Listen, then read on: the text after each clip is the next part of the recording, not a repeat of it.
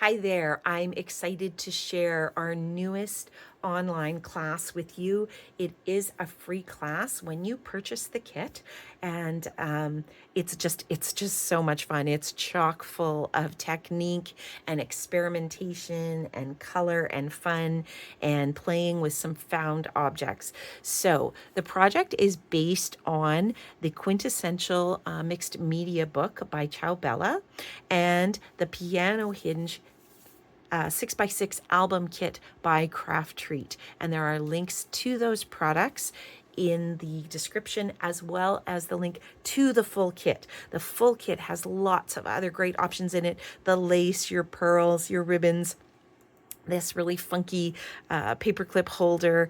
So, if you're interested in creating this as a whole, then you're going to want the kit. We have limited quantities in store and online, so follow the link and you'll be able to get yours. So we're not going to go through all the pages. It is a 44-page album. It is chock-a-block full of fun. So we created a lot of really interesting inserts that we will do. So there's 6 interactive elements that we will create together in the book, as well as review how to create backgrounds, how to utilize ephemera, how to, best add pieces to your pages so that you're still getting the maximum out of your page. You're going to create this half-page folder, journal cards, belly bands, this great double gatefold 2-page spread is part of one of the interactive elements. You're going to get charms, this folio. We're going to break it right down and create it together.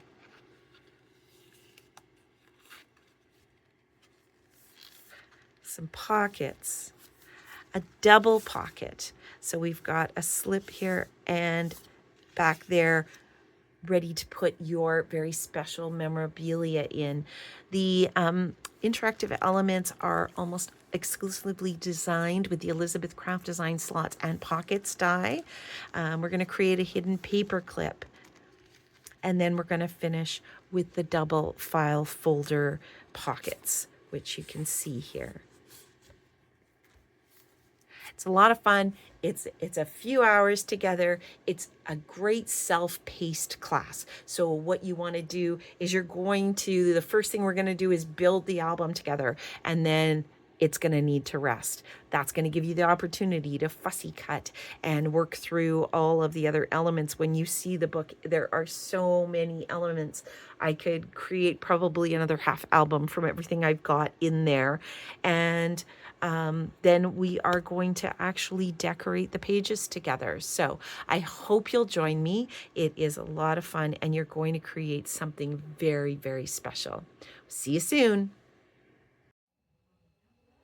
The main ingredients for this album is the kit from Craft Treat, the Piano Hinge book. So Craft Treat is a company that we've been carrying for about 6 months now. They are very carefully engineered scrapbook album kits.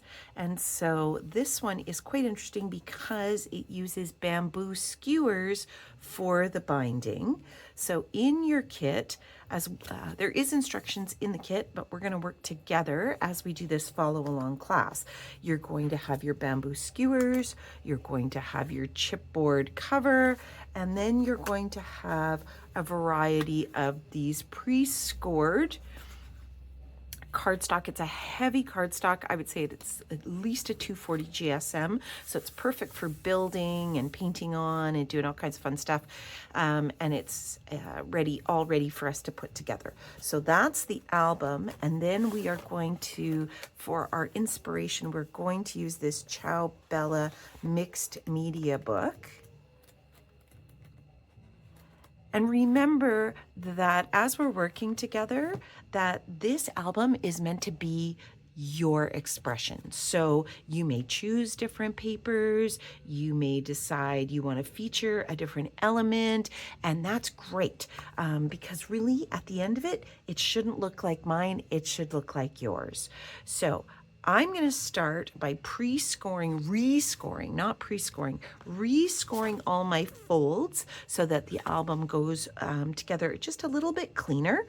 And so we're going to start with the album construction, and then we'll build the pages. Now there's not a lot of contrast here, so I hope that you can see the white on white here. And we're going to work 2 pages at a time. So we're going to build 6 bundles just like this. So we're going to open this up. I'm going to look and match up my score lines here. I'm just going to rescore these.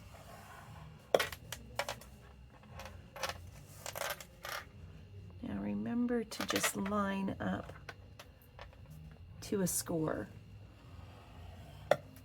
Where it is doesn't matter, but what you're looking for is you're just trying to clean up that line, because we're gonna, that's gonna be really important as we move into this next step. So we're gonna do that twice. So I'm just gonna match it up here. And then I'm gonna match it up again. It might be a little hard to see the white on white, but all I'm doing is I'm taking the score line that's already in the kit, and I'm just going over that line one more time. So now what I'm going to do is I'm going to push every second tab in. And they're going to fold in. I may have to use my score tool to make this happen. You can use a bone folder.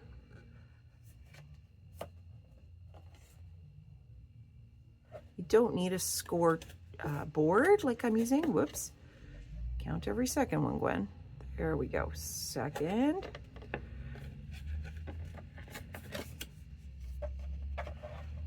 There. So you get the idea. Push it in. Whoopsies. The hardest part about this apparently is knowing which tab goes in. There we go. Second. Second. Second. And second. Okay, so we're going to do this on the other one as well, and then we're going to build our first page. Once I've done this, I'm actually going to go over this with my bone folder or my scoring tool, just to make sure that that's nice and sharp. It's a nice quality cardstock. It's a heavier cardstock, but the challenge to that is then that you want that fold nice and sharp. So there you can see that we've gone from this, right, to this. So we're going to do that one more time. I'm going to make it look not quite as hard this time because I'm going to pay closer attention. And I'm just going to fold in every second tab. So you can see why I rescored it, because that's going to help keep these folds nice and sharp.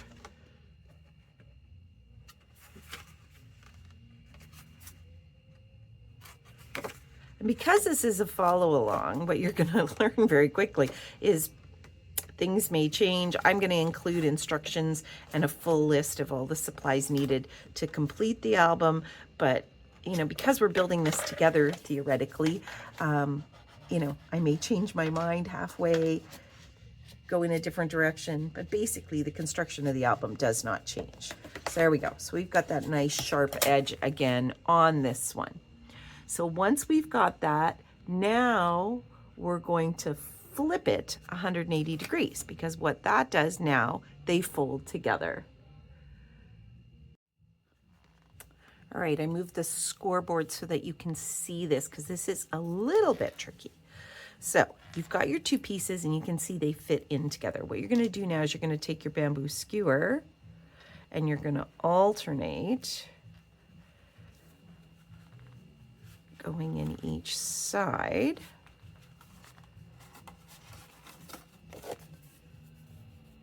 And that is going to build your page for you. So I'm just going to leave this hanging out for now. I'm going to go back over again with my bone folder score tool, just so that it's nice and sharp. There we go. So now I have my first set of pages built. So I'm going to do this 5 more times, and then we can start assembling the album.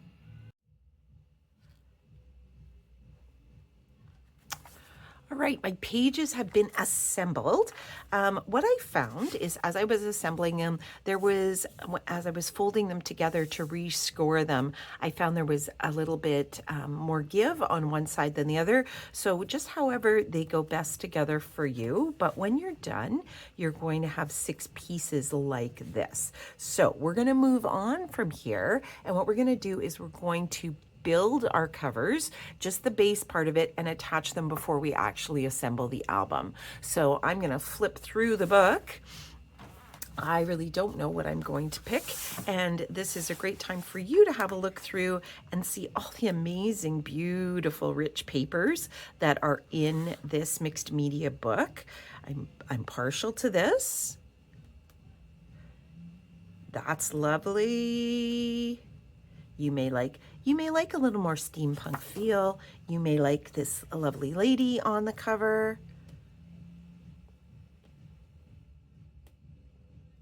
So I am going to pick a page for my front and for my back, and then I'm going to come back and show you how to assemble it. So how did you make out? I picked these two. I want some cohesiveness between my 2 pages.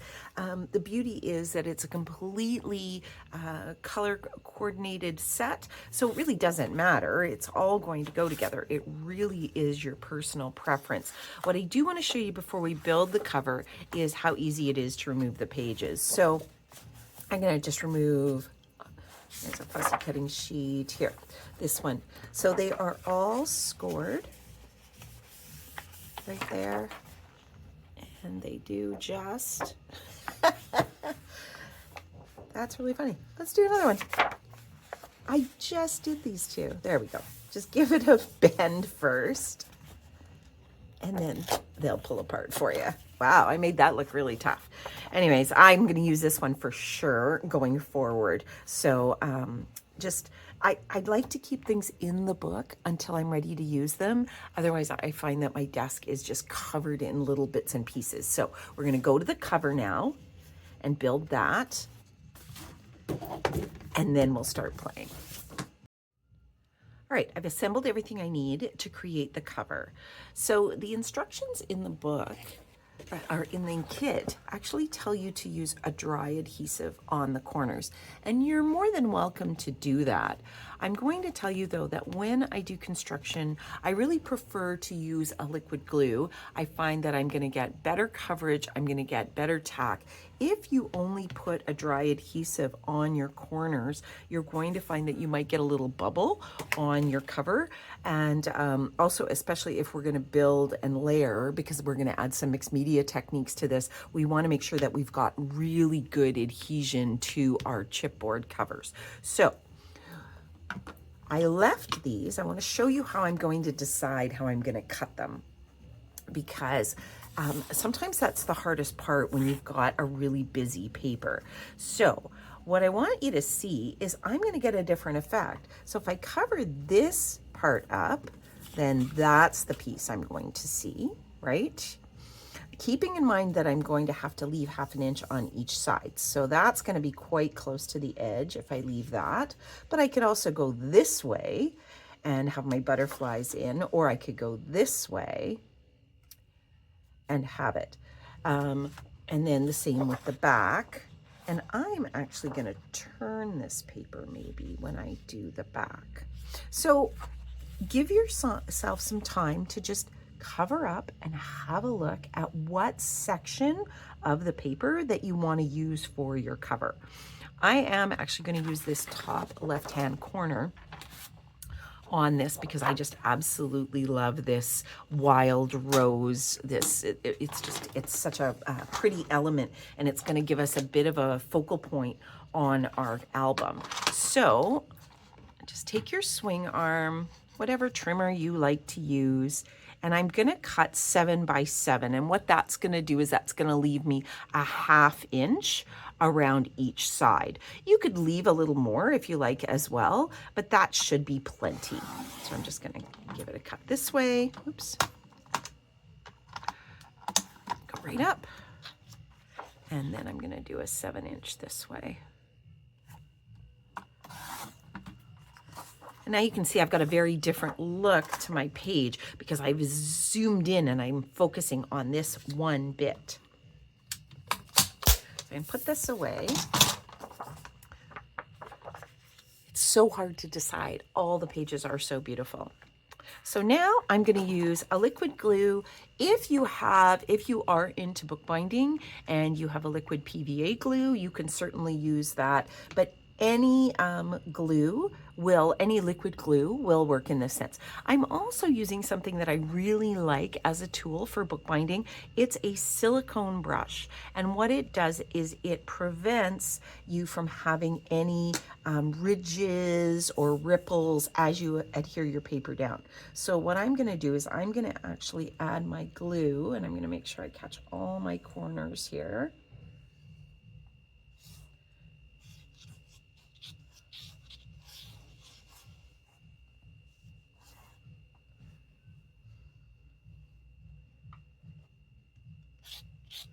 And then once I've got my glue on, I'm just going to take this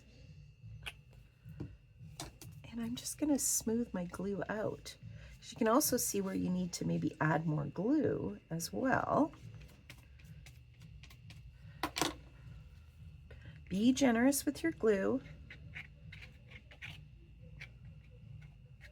There we go. Gotta work kind of fast. The chipboard's pretty absorbent. I think I'm good now. And I just find this just smooths out my edges. Now, I'm going to flip this over to the back side, line it up, just like I'd be matting a photograph. If it's not perfect, don't sweat it. And then my other favorite tool in construction is my rubber brayer. And all I'm going to do is I'm just going to make sure that I've got this really nice strong bond here. There we go. So you can see that's caught all my edges. Everything's nice and clean. It's very, very smooth. No ripples at all. So let's do the same thing with this side. Maybe that. So I'm going to go this way. And I'm going to cut 7 all the way down. Yeah, I kind of like that. There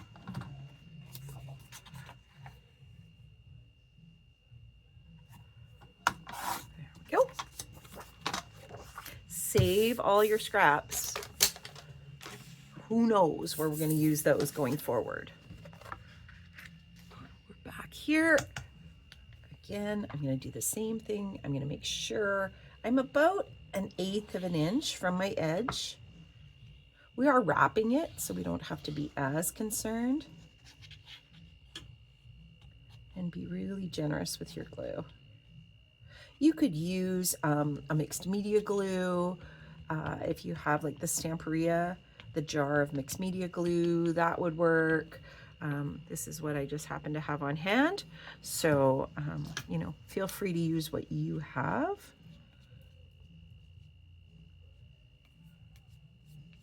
But you can see I've left a little layer, kind of like buttering bread. I'm actually going to put a little bit more. Just because I want to add techniques on top, so I really want to make sure that that bond is very, very solid on my covers. So I'm going to make sure.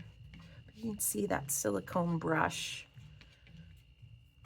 Just make sure that it's nice and even, and it washes up beautifully. So I'm not going to stick my cover into my mess here. Just going to match that up again. There we go.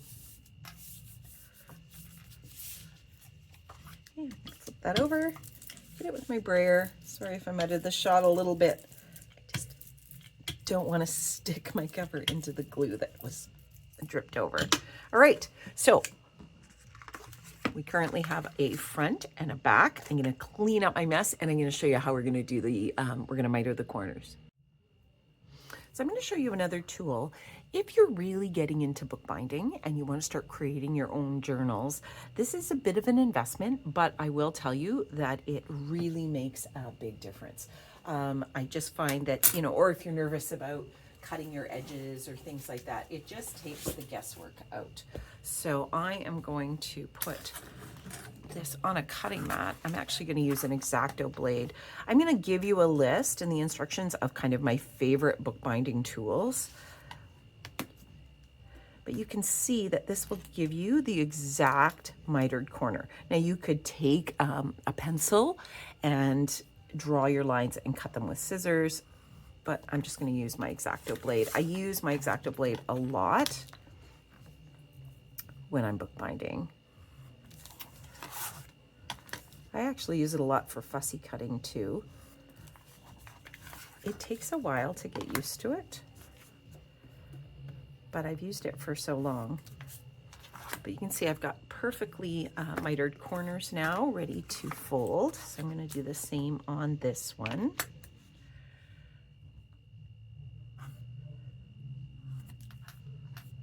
We'll have these in the store. They tend to sell out every single time we get them in. But because we're going to be doing a lot more books and journals this year, we are absolutely going to have these in stock as a regular item. All right, there we go. But like I said, you could draw a line, you could cut across, you know, there's all kinds of ways to do it. So the other thing that I like to do, because I'm going to show you a trick that I learned, I'm going to just dry fit. So I'm just going to encourage the fibers. This is a little bit lighter weight paper, which is actually really nice for covering chipboard. If I was using a heavier weight paper, I would probably wet my edges, just dampen them slightly with a paintbrush, and that would create a little more give to the paper. But this one folds really beautifully. And I'm just going to help it along because I want that nice sharp finish to it. So the extra prep that you do really makes a difference in how your book looks at the end. There we go. So that one's done. Do the same on this side. This is just such a beautiful line. And, you know, as we move forward, just remember that you can choose to add any or all of the techniques. The beauty of this particular pad and line is there's so many layers and dimensions in the paper itself. You could basically just, you know, cover the book and it's gorgeous just the way it is, but we're going to add some magic to it before we're done. All right, so you can see that there's a little tab right here, and we're going to bend that in. That's my little tip for bookbinding. So what I'm going to do, I'm gonna just switching glue here for a second. Nope, I'm not, because that one needs to be, there we go. Okay, so I'm going back. And I'm using my glue and I'm using my silicone brush to spread my glue. And that also helps to make sure it gets right into that edge. Now, before I fold this, I'm gonna just take this and I'm just gonna bend it in a little. There we go. Once you get that first one started, it's better. A bit of a bend here. There we go. And now I am going to fold this one over. And you can see that it takes that edge out. There we go. And that's going to give you a nice sharp corner without that space. So you're going to have a true mitered corner there.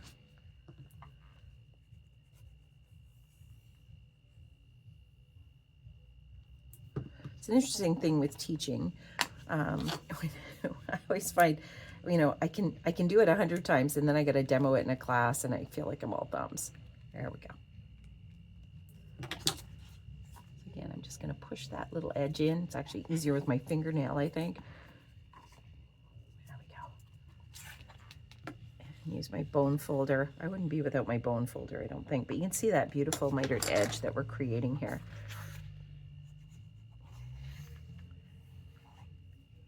And normally I would also work on opposite edges. So I don't know why I decided to go around the clock here. I'll do the second one going opposite edges because I've now created. There we go.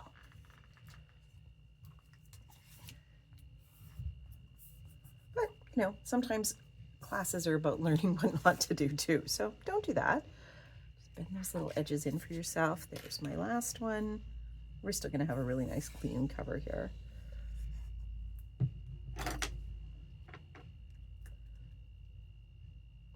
You're getting into those edges. Again, because we're going to be layering on top of this, we want to make sure that we've got a really, really strong bond. So there we go. Yeah, I'm very happy with my choice there. And we'll do the other side. So this one we're going to do opposite sides, which is what I would normally do. I get carried away when I'm explaining things.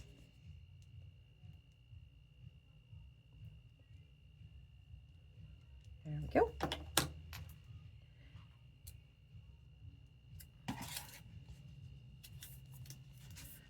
And the silicone brushes, there we go, are available through the store. They're a Prima marketing brush.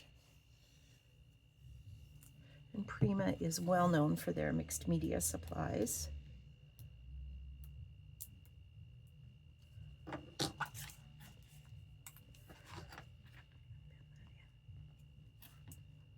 There we go. That looks a lot less complicated than what I just showed you. There we go. So you can see now we've bent our edges in.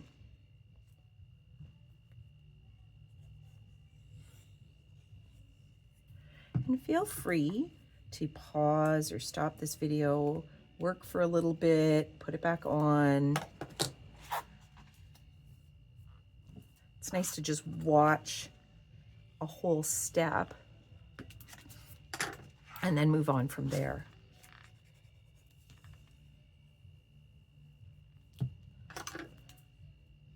See, that goes together pretty quickly.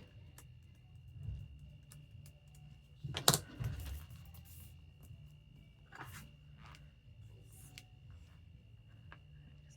that in a little bit more. There. There we go. And we have two beautifully mitered, covered a front and a back to our album, and we are going to adhere them to one of these, and we're going to line it up to our edge here. So you are actually going to see the hinges, and we're going to need to do that because as we wrap the bamboo skewers together to pull our whole spine together, we want to make sure that the book will open and close easily. So I'm going to glue this down, and then I'm going to come back and show you what it looks like. So I've glued the cover on, but I thought it would be helpful to show you how I do the back.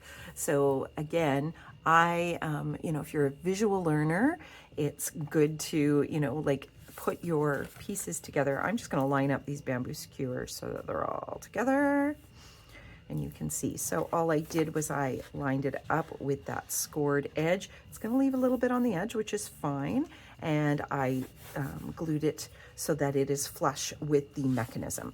So now we're going to flip this over to this side so I can remember which side is my back, and I'm going to just, you can see that that's popping up a little bit. So I'm going to just take my bone folder and I'm just going to encourage this to go wrap around my bamboo skewer. All right, so I've got my second little pamphlet or signature put together here. I've rescored my edges, and now I'm going to glue, and I'm going to just run that glue right up to the edge of my hinge line.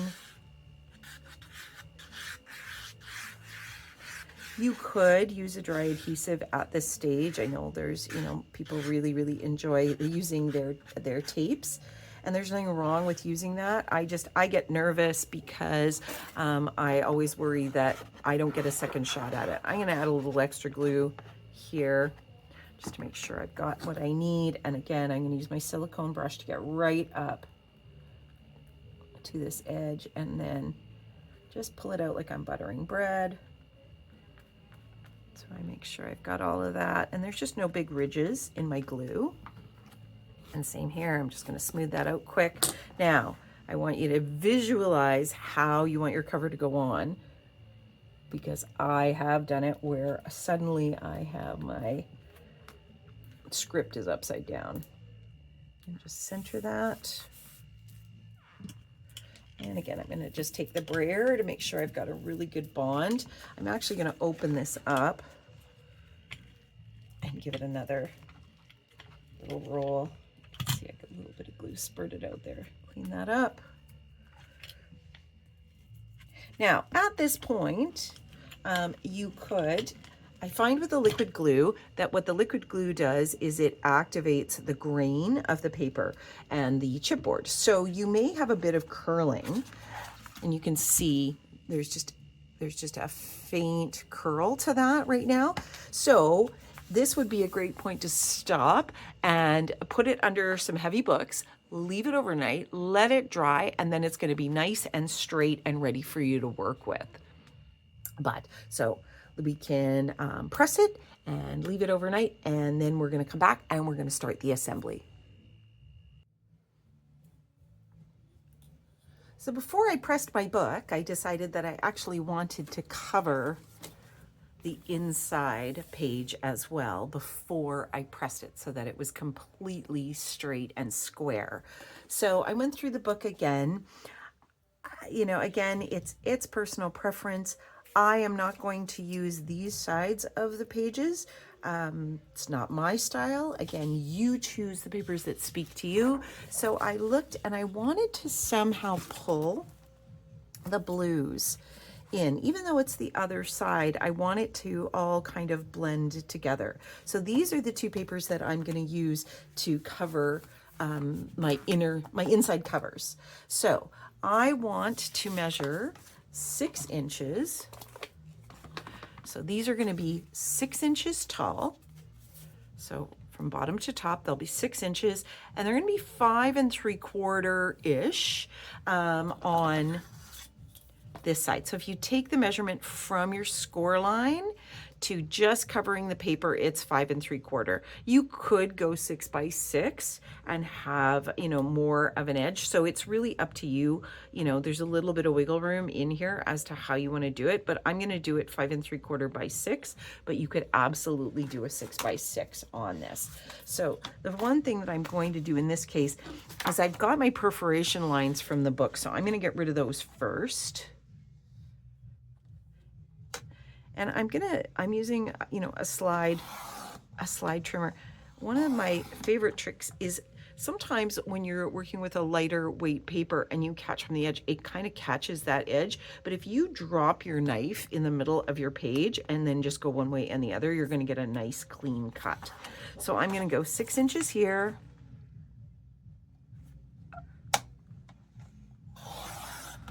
Which gives me a lot of leftover paper to work with.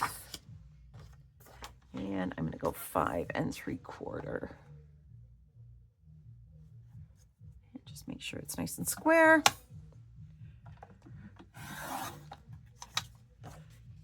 And you'll see that will just fit beautifully right in there. It's always good to check my work, make sure I did it right. I'm going to use this one for the inside cover because the colors are lighter on the front. And then I'm going to do the same for the back.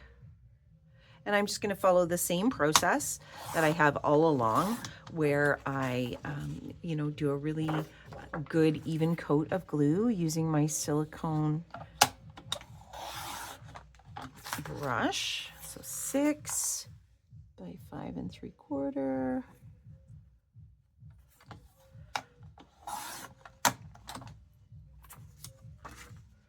There we go. And you can see those are going to blend together beautifully. So I'm going to glue those down. I'm going to press my book. I'm going to call it a night. We're going to come back together and then we're going to start assembling our book. All right, after hanging out overnight, so that my spine and my book is all nice and square and straight, we're ready to bind. So I'm going off script on what the instructions for the kit are because I've been playing around with it a little bit and I think this is actually going to be an easier way to finish the binding. So I've taken a bulldog clip, any kind of clamp. I've put a little bit of chipboard on either side just to secure it, and I've lined everything up. The instructions tell you to cut your skewers first. I don't want to do that. That's not how I'm starting. I want to leave this length. I will trim after. So I've taken the waxed thread and I've tied a double knot in the one end. And now all I'm going to do is weave.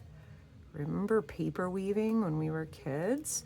I'm going to weave this down and I'm just going to push it down so that it is tight to the edge of the book. And I'm just going to feed it through. And I want to make sure as I get to each edge, I'm just giving it a little tug. I don't want it to be super tight because I don't want my book to flare. But I also want to make sure that I've got a nice secure binding. We're going to glue this after as well, so it's not going to go anywhere.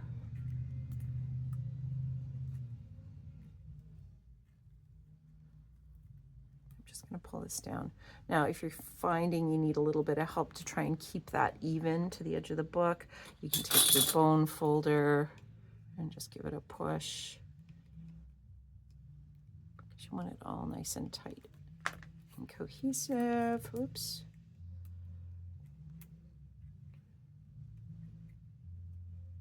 And I'm going to do probably about 5. The kit says 6 to 8. I don't know that we need that many. The important part, you can do as many as you like, but the important part is that you finish at the same point that you started. So I'm going to do another 1 or 2 here. And you can kind of, you feel like you get into a rhythm here. And I'm going to come back. I think I'm happy with that. All right, so again, I'm going to use my bone folder. I'm just going to push these down so that they're nice and secure. There we go. And that looks pretty good. And I'm going to tie this off.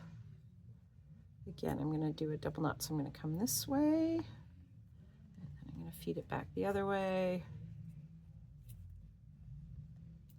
And I'm going to cut it. All right.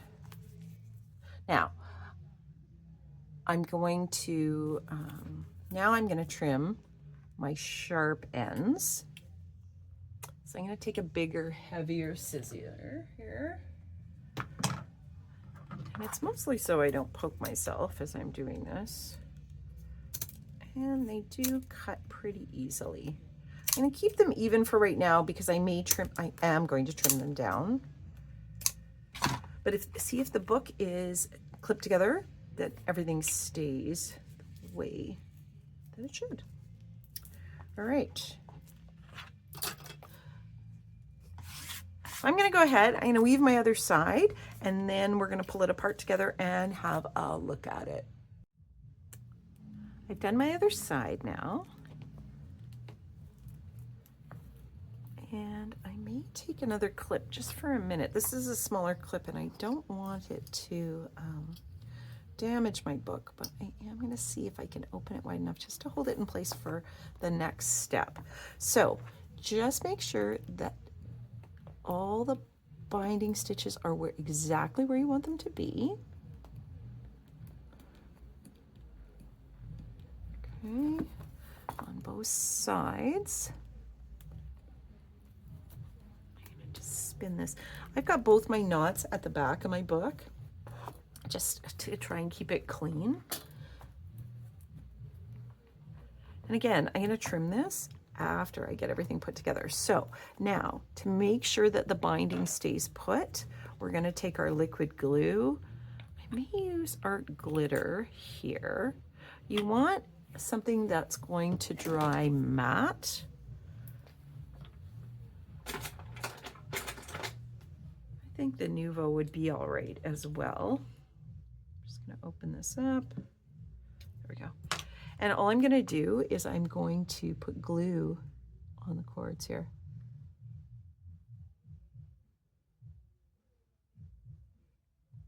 And that's basically gonna bind them all together. Make sure you get your knot too so that it doesn't come apart. Just in the opening and closing.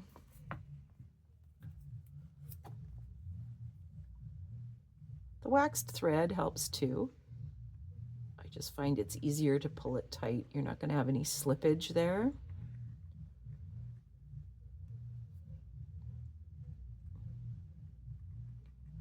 Okay, that's those sides. This is a little bit trickier. I'm just going to put my book on my table.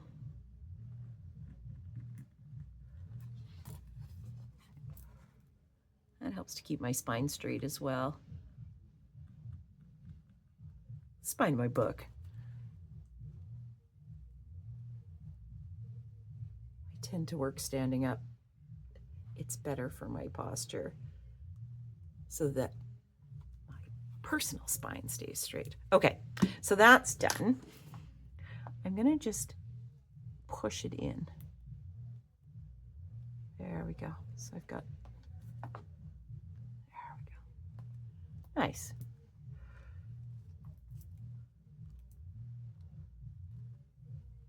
Because I really want those cords saturated.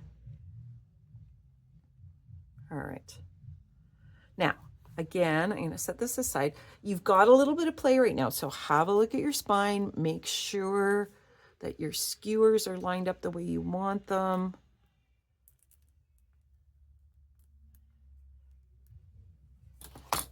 And I am going to unclip my book and have a look at it.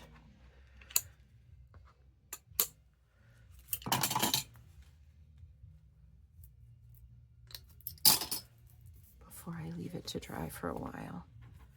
Yeah, because it got a little bit bent from that clip. There we go.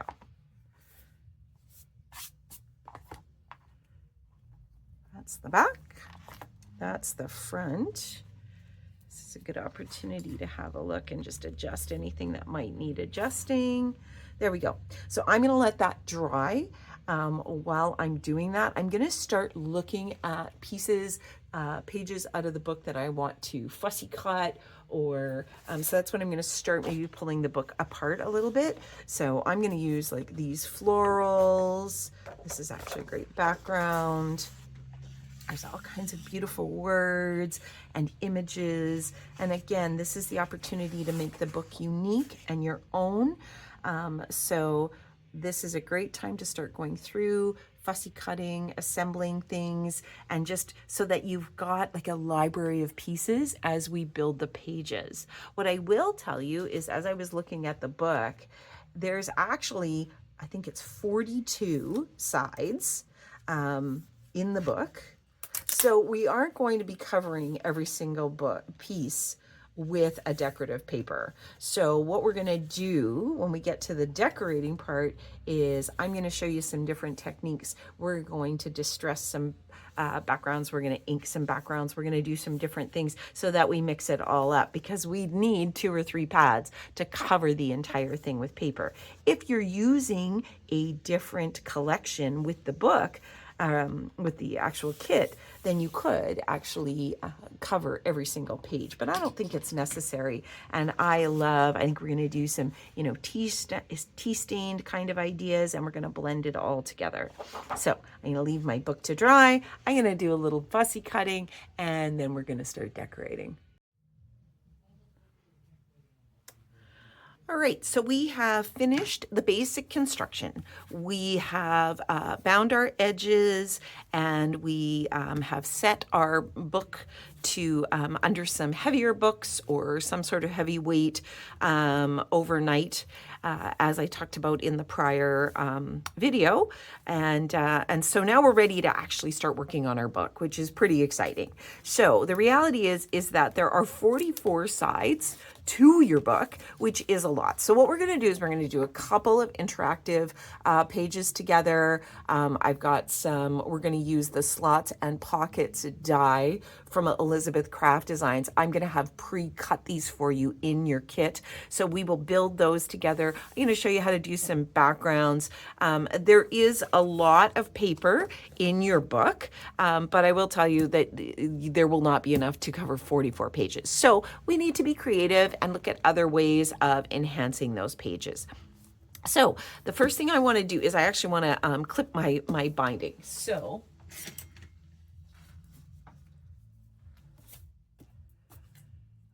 I'm not using my good scissors for this. Grab some shears. You could even use garden shears or something. And we're just going to, because it's not easy to do, you're just going to trim it off. Because we've glued our binding, we don't have to worry about it slipping off. So I didn't do a great job on that. So I'm going to come back in here. We're going to add some extra things to this. And you could also take a sanding block. You could leave it a little longer if you wanted. I want it fairly close to the edge. But that's why gluing your binding thread is so important, because that's going to keep it all together.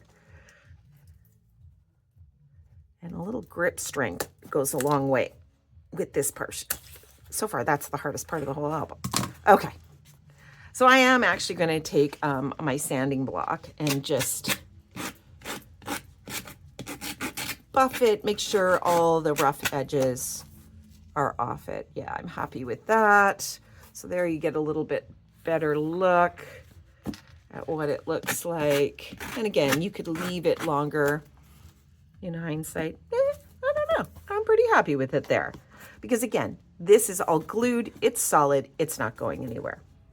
Okay, so I made a big mess. We're going to clean that up. So basically your book's ready to go now, right? Now it's all the decorating and the fun stuff. So I wanted to talk for a minute about fussy cutting, because that tends to be the bane of a lot of people's existence. And they avoid projects specifically because it requires fussy cutting. And in the quintessential pad, there are just all kinds of beautiful images that you can fussy cut and add to your album. So I want to show you some of my favorite tips for fussy cutting. So I love these collage paper flowers. When I looked at the book, I also wanted to save some of the paper because the paper is so beautiful on both sides. So I cut, this was a full sheet of flowers, and I kind of cut half. So now I still have enough that I can, use this as part of a page. So I'm not going to cut that one. I am going to, let's do this big, beautiful butterfly, because it'll be a lot easier to show you what I'm going to do here. It's also a really good skill to get more comfortable with an X-Acto knife. And we're going to do a little X-Acto work in a little bit as well. So the choice of the scissor makes a big difference. And again, it's completely preference. I like an edge that's really, really fine, right? So if you look at, now this is a bigger scissor, but just to show you an example, and as soon as you see your scissors, you're gonna see the difference. So this is a flat edge, and this is ground right fine to a point. So the reality becomes that as you turn your paper, that's where you get those bends. And with this pad, with the Ciao pad, I find it's actually not too bad in the sense that it is a finer weight paper. It's designed for layering, collage, all of that.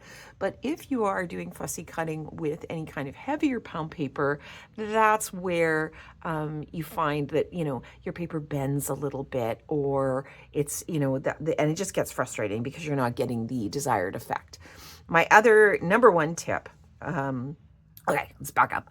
So I always work off the closest part of my scissor to the hinge, either, because if you're snipping away at it here, it's going to be all jaggedy and choppy. So I kind of feed my paper into the scissor, and I'm also going to cut in here because I don't want to have to turn it. So I'm going to cut to the edge, and I'm going to cut to the edge there. So I've already taken that piece away, and now you can see I have a nice clean edge and I don't have to turn it. So I'm going to do the same on the other side, and I'm going to go in. And I'm thinking more, you can see my scissor really isn't turning. I'm really working with the paper. So I even sometimes even just rest my elbow on the table. So let's look at this here, this bottom wing. So what I'm going to do is I'm going to start by feeding this in. And now I'm going to turn my paper. And that's where I get to capture the detail of the element. And you can see I'm kind of wiggling because I don't want it to look like, do you remember, this is how old I am, back in the 70s, and you would see the National Enquirer, and they would, they would, at that point, they would like print photos and mock them up and cut them out. And so the hair always looked like it was glued on to people. So when we're fussy cutting, we want to try and have as natural an element as possible. So again, I'm going to cut in, and I'm going to work this way. And I'm going to feed the paper in again. So you can see it's starting to come together. If I take a white piece of paper, you can actually see the detail. I'm just reaching for a piece here. So you can see that I've maintained the detail on this.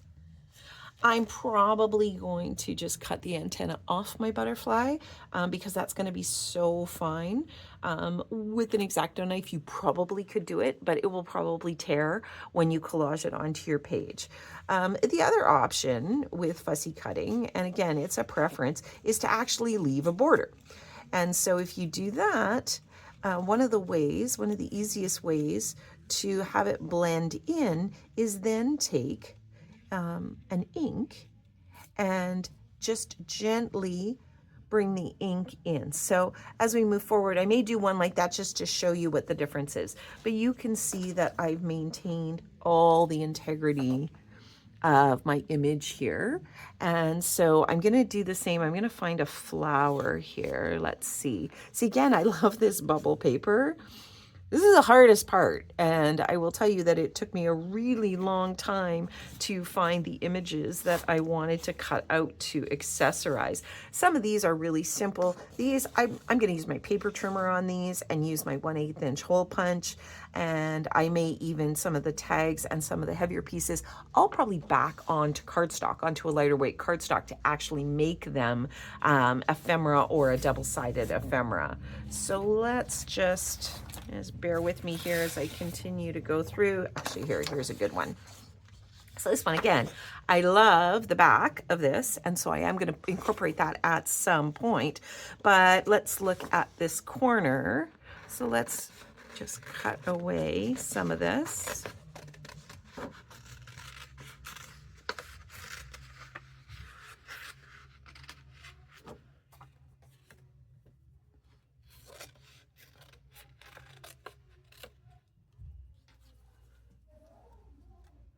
So this is a great one because you can see there's actually like little fringe in this one. So I'm going to just feed it in.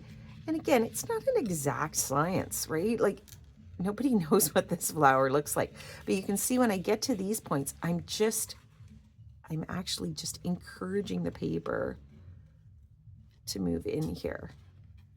And that's really the beauty of this collage weight paper. And then here I've got a smooth bit.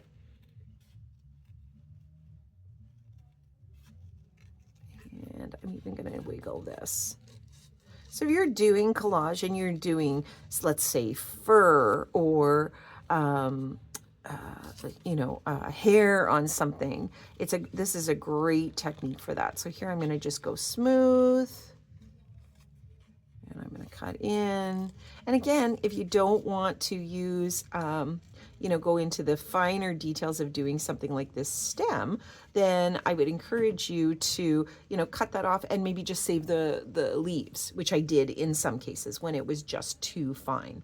But those are some of my best fussy cutting tips, and I think that will really help you. What I did is I sat down, I put a movie that I've watched a few times on, because it just made it easier to not concentrate on the movie because I knew what was going to happen, and I just picked out all my favorite elements. So I just put them all in an envelope, and again, it's really up to you, but you can see how we're going to layer and create all these beautiful designs going forward. So get out your favorite pair of fussy cutting scissors, sit down and start fussy cutting. I'm going to tell you, it's going to take you a few hours to pick out lots of elements, but you're going to have a nice assortment. Before we move on to the next step, I want to show you one other thing. So there is a sheet that has envelopes on it. And I thought, how fun would it be if we could make the envelopes interactive? So as opposed to just being a collage piece. So if you're going to do that, and when we do that, I want you to look at the envelopes that we're using and look to see. So there's one that opens, right? That has the flap. And so what I encourage you to do is, instead of fussy cutting it so that it is actually flush with the actual design, what I want you to do, and again, see, I'm going to actually this is an old weathered letter, right? So it's probably a little waterlogged.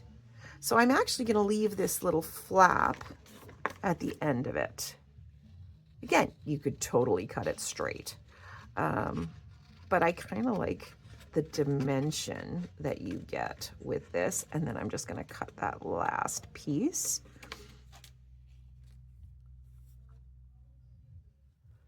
So this is the prep part. This is where I'm going to say, see you in a little bit. You're going to take your time. You're going to pick out your elements, or I encourage you to just watch the rest of the video without doing the work and looking at the elements that I am choosing to put on the album. But again, there may be pieces like all these beautiful words. Look at all of these. So, there's tickets. You can see I did do my homework. There's tags, there's clocks. There's birds. The birds are really fun. So we're going to incorporate the birds in some of them and layer those up. Tickets. A great tip for this, and I am actually going to probably ink the edges on this because I can see I've got a little bit of white core showing through here. I took my 1/8 inch hole punch and I just punched all along, so I got that ticket design to it. This one I just wiggled. You've got a myriad of words here, so certainly look through. And I love that it's here to actually build sentiment. So you are my, right? We've got 6, 7 different options for that. So you can, or you are creative, you are courageous, you are delightful. My imagination. So this is kind of fun Scrabble. You can play with this. So cut out the words that speak to you. I haven't even gotten that far yet, but I'm going to have a look at that. So this is the next phase. The next phase is to start to combine your elements and do all of that. And I find that it's actually better to cut yourself a nice wide array of elements. These ones look like doilies and tea-dyed paper and all of that, and have all those elements at the ready so that when you are assembling, everything is right there for you. The ones, in the book, the cover is printed on the back as well. So that's where a lot of the envelopes are. I like that because they are a little bit heavier paper. So if we're going to make an interactive element out of that, it makes it a little bit easier for us to work with. But, and then these ones, again, I will probably back those on cardstock, maybe ink it. So I haven't made all my decisions yet. And now it's time for you to make some decisions. Have some fun, cut away. I'm going to meet you back at the table in a little bit, and we're going to start building our pages. All right, I've been fussy cutting my heart out. I'm sure you have been too. But before we leave fussy cutting and going to the actual assembly of the album, there is one more thing that I want to touch on. And that is working with an X-Acto knife and also working with ephemera if you're not cutting to the edge. So, you know, in the previous segment, I talked about how to utilize a fine point pair of scissors for your fussy cutting to make it easier so that you can get this edge, right? And these ones are, you know, double-sided, so you really don't have a lot of white core. Again, you could brush it with a bit of ink if you wanted to cover it, and we may do that in some of those. But what about if you're not really comfortable, you know, cutting to the edge like this, and you want to just leave this white border? So there's nothing wrong with leaving a white border, and a lot of the prepackaged ephemera that we buy has that border. But what if you're not like a big fan of the border and you want to actually, you know, make it fit in more with the whole aesthetic of your project? So I'm going to show you a couple of things. I'm going to show you how to blend this in. So let's start with that. So I've picked out a couple of colors, and again, go into your stash, see what you have. So the Distress ink is a transparent ink. I want you to think of dyeing like dyeing fabric, right? And so what I did is I just took an edge and I played with it a little bit to see what different effects I was going to get. So this is the effect I'm going to get with frayed burlap. So I'm going to get that more grungy, this sort of effect with it. And then I actually took the milled lavender, and I can see I'm getting more purple to that and blending that. So I'm getting more of this tone into my page. So there's no right or wrong, you know, work with what you've got. So I'm going to do one more grungy, and I'm going to do one with milled lavender. So I'm just picking up a blending brush here. It's whatever you like to work with. I'm working off my cutting mat. I would work off of a scrap piece of paper, and I'm just going to brush my color into this. And all I'm doing, I'm not trying to change the color. I am just trying to take that hard white edge off of it so that it blends into my page. So you can see it makes quite a big difference. I'm going to put the two side by side so you can kind of see what it does. And again, you know, tea dye, antique linen, frayed burlap, even an iced spruce in the Distress ink is going to work really well. But this is kind of fun because I wanted to play with that because I typically don't pick a color. I tend to go to my neutrals, but you can see that that's going to really blend beautifully with these other pieces. That one's quite yellow. Let's go to a cooler tone here. And you can see now it blends in. My preference is to cut it right to the edge. But again, if you're not comfortable with that, or if that is just not, you know, what you like to do or how you like to have your project, then that's fine. So here's the other one. I'm going to pick up frayed burlap in this case, and I'm just going to rub this off just a hair.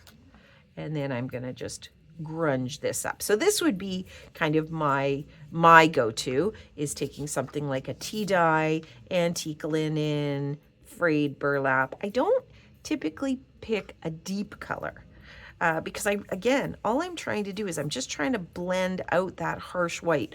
White is the first thing our eye is drawn to. And so we kind of lose a little bit of the beauty of our ephemera when we've got that hard white line around it. So now you can see the difference between this and there's the white. So now I've just taken the edge off of that. So that's another tip that I thought you might find helpful as you're working through this. The other thing I'm doing as we're going through here is I'm kind of drawing back the curtain a little bit and showing you a bit of the design process.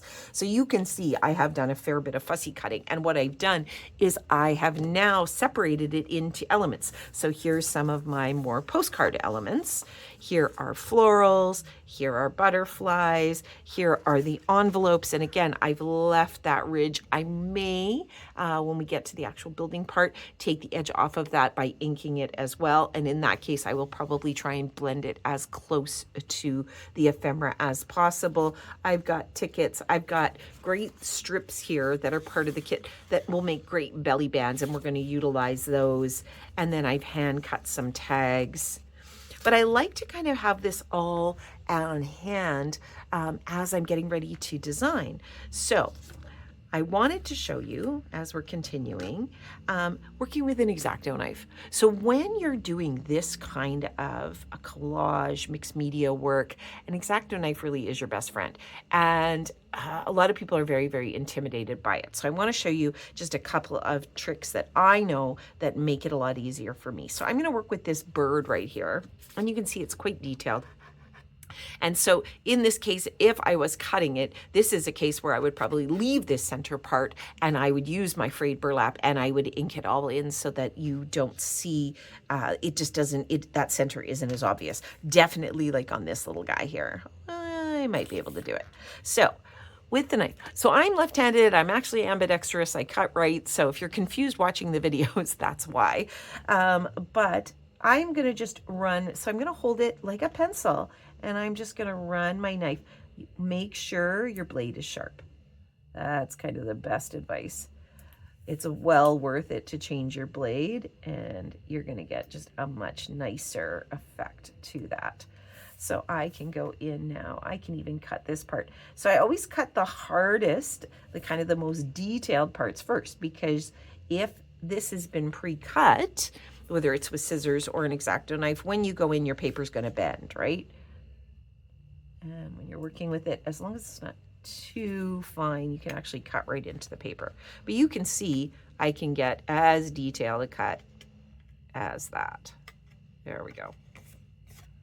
So there, I'll hold that up to some white paper so you can see how fine that is. So you can see I've got that spot through there, and then I can cut around it.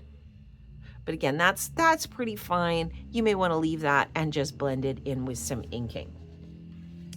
So the other thing that's going to really speed up your time is, so I've been cutting, and what I realized is my trimmer blade is getting very dull and it's starting to leave those little threads. So I'm going to actually go in and do a lot of my other cutting with my X-Acto knife. So I like a cork backed ruler. Some people will tell you to not use the cork back because you can angle your knife, but I like it because things don't move and I don't worry about things slipping, because I think that is one of the things that intimidates people about an X-Acto knife. So I'm just going to line that up for myself. I'm going to just press, and you can, I'm just going to put pressure. Again, I'm going to hold it and I'm just going to put pressure against my blade, against the edge of my ruler.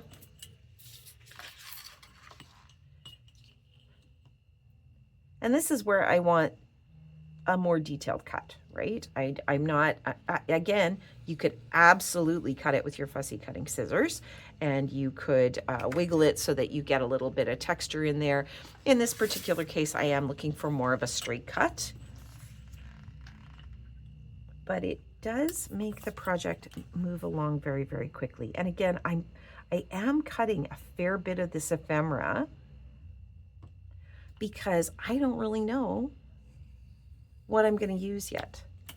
Because as I build the pages and as I start creating backgrounds, I may want, and you can see in this collage, there's actually a couple of color stories going on here. You can see that we have these cooler, you know, paper, peony, cabbage rose designs, which I'm a big fan of. I love them. They feel very textural to me. But you can see how quick and easy that cut was. And then you've also got a warmer tone here. You've got this kind of more yellowed parchment colored effect to it. And that's going to determine if, you know, if I'm painting a page, what paints I want to use, if there are inks, what inks I'm going to choose. But you can see that this goes pretty quickly. And then here, if I wanted, I like this effect to it. I can do a combination where I can come in and I can just give this a little extra texture. If I'm backing this onto cardstock, I want straight clean cuts because I don't want to be trying to worry about fussy cutting, or I'm going to fussy cut it at the end. So those are some of my best tips. It does make work a lot faster.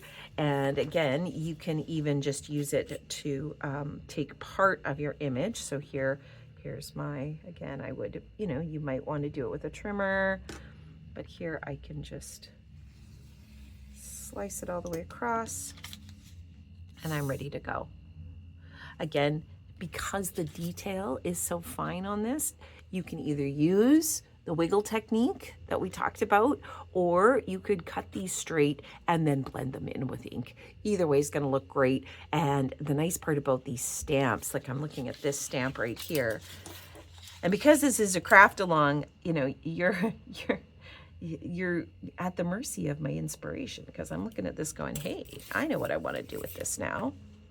So I am actually going to hand cut this one because I have a very specific idea in mind. So I'm just going to kind of wiggle it.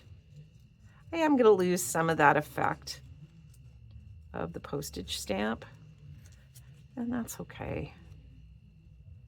The more I wiggle, the more I'm going to be able to maintain that. And it's okay if I don't follow the lines exactly, because I actually am going to ink this, because I want this one specifically to look aged. I think about, you know, there's so many memories that evoke with this particular collection, and I'm very infatuated with it. It reminds me of, you know, you've discovered like an old desk, and you open this desk drawer and there's just all of these beautiful things that have kind of fallen out that maybe a grandmother or great grandmother collected over the years. So what I'm going to do with this one is I'm actually going to smoosh it. I'm going to age it. I think, you know, maybe this was in the back of the drawer somewhere.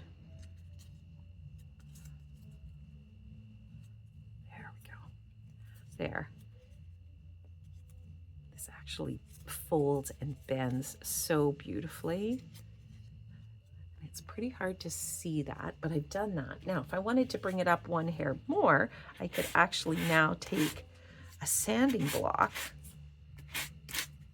and age it a little bit more. And you can see, so this is a choose your own adventure. This is all about figuring out what effect you like. So now if I brush this with a bit of ink, it's gonna hit all those little crevices that I created. You can see it's soft, it's almost like fabric. So I'm going to set that one aside because I'm going to come back to that one. That's definitely going to be a piece in our building portion. But again, I'm going to finish fussy cutting. I'm down to my last few sheets. I want a big collection, and this is all about your personal project. Once we come back to the table, once I finish fussy cutting, I'm going to show you all the other great embellishments in the kit, and we're going to start building. Okay, we're ready to start prepping our first element for the book. And so I am going to use Distress Oxides to create my background. I like the Distress Oxide. I find it's a little bit creamier, it's a little bit easier to blend, and I want to actually cover my backgrounds here. So you're going to have 2 file folder inserts. I have used the slots and pockets die cut set from Elizabeth Crafts, which I don't have right here in my hand at the moment, but I will show you in a future segment. And I just cut my super stock. It's a little bit heavier. It's more of a mixed media weight because we're actually going to construct with it. And now I'm going to build it. Now, I could have covered the element with decorative paper first and then die cut it. So but I just thought it was easier to have this because then you can kind of play with the papers that you want on here. So there's two ways of doing inking, and you may have inked for years, but a reminder is always good. You can use the brush or you can use a dauber. For me, and this could be just the way I ink, I find that if I want more coverage, I'm going to actually use the dauber. And I just find that there's more ink that loads into the sponge and I can get more of an effect. Now, how did I decide what colors I'm going to use? Well, this is the way I decided. So here they are in the oxides.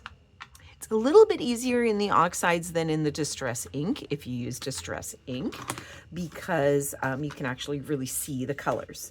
So I've got an assortment here. Again, go into your stash. I'm going to give you a full list of everything I used because this is just my inspiration piece at the moment. So I just took, just elements and looked and went, okay, I want to pick up some of that pink. The scattered straw is a beautiful, that I would say is a must have. Tea dye, those really bring out the elements in the decorative paper. And then for accents, you've got Stormy Sky. You could pull something a bit more turquoise in as well. I've got Shabby Shutters as a green and Pumice Stone as a gray. So I am actually going to start building on one of my file folders. So you're going to pick, I'm going to use the last page of my book for this one. So I am actually going to do the same technique on my book itself. So I'm going to start maybe with some scattered straw. So I'm just going to load this up. Again, I often would do this just on a, with a piece of paper backing, but I'm just going to pull in color here and I can load this up and build it as much as I want. This is really just the background. We are just creating the paper here. So I'm going to swap this out. So what I do with these, my tip for these is I have one for each kind of color family. So I have one for my yellows, I have one for my browns, my blues, things like that. And the nice part about this Elizabeth Crafts die, and I've pre-cut it all for you and it's in your kit, is the fact that it adds this really cool stitching element. So you've got a little bit more dimension to it. So, and again, you just pull it up and you add color, but I want that kind of weathered, this envelope kind of look to it. So I am just going to fill it in. You can certainly leave spaces. If you want it even more antiqued and grungy, vintage photo or walnut stain would be an awesome thing to add here. One of my favorite colors to work with is frayed burlap, and I don't have the oxide right here, but I'm going to use the distress ink. I'm going to use a different brush for this. I don't want to contaminate my oxides and my inks because of the compound difference between them. So I'm just going to grab some frayed burlap, and again, I'm just playing. Ooh, I like that. I get that really nice aged effect. And here I want something a little bit softer, so I'm going in with my brush. I'm just catching all my edges. When you're working on a page, I would, in this particular case, I would do all my elements at the same time so I remember what colors I am using. So once I've done all of that and I'm happy with that, I'm going to go back and I'm going to do this next one. So started with scattered straw. Load her up.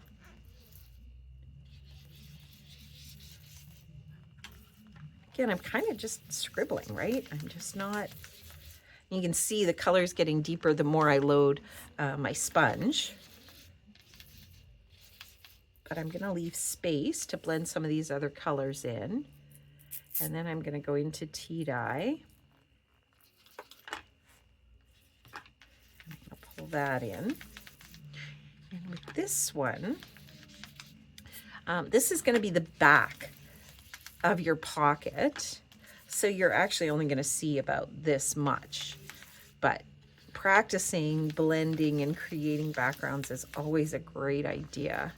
Any chance you get to work on a technique is great. So in this case, I think I'm actually going to pull in maybe a little blue as well, because I think I'm going to cover with this. So I'm going to pull this up.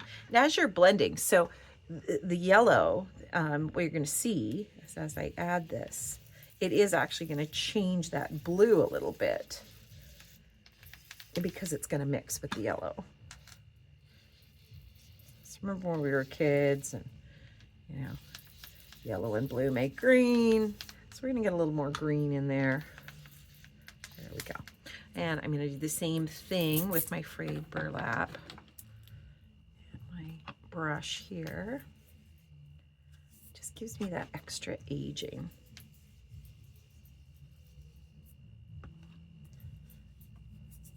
And again, this is your project. So if you want to take these two file folders and create them on two different pages, that's fine. I'm doing it as an actual element that's going on another page. So we're actually going to do this same background effect on the page. So if I take my book, I'm going to put a piece of paper under here so that my book does not take on my inks. There we go. And I'm going to open up this back page. I know it seems kind of weird that we're starting from the back, but I happen to feel inspired. So I want you to kind of visualize where we're going. That is what it's going to look like. Okay, so I like to dry fit as I'm creating, and you've got space. You can have this higher, you could have it down low. It really is up to you.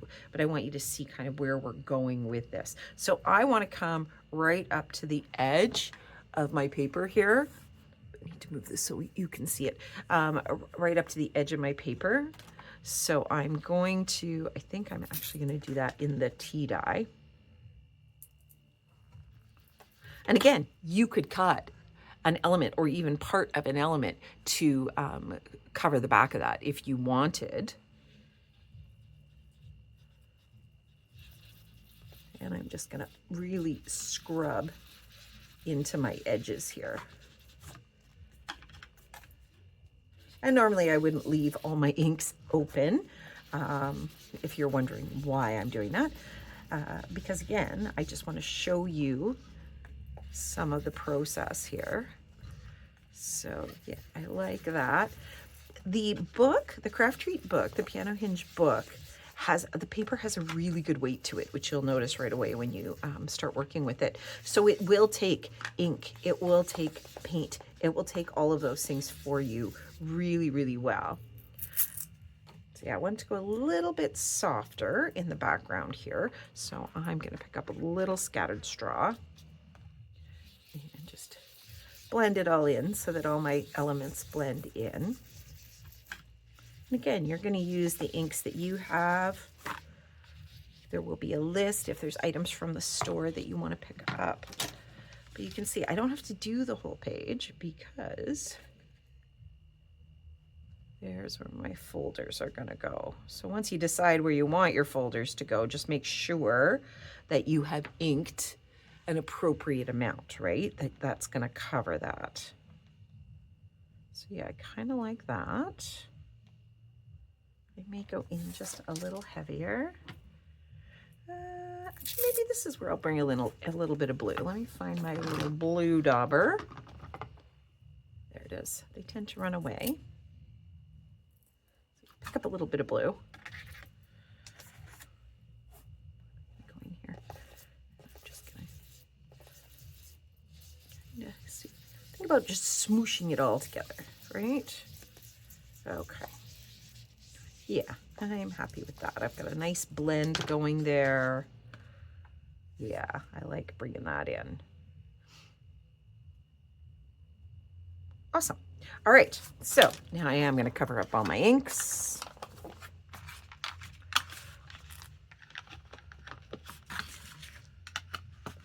Here's my frayed burlap.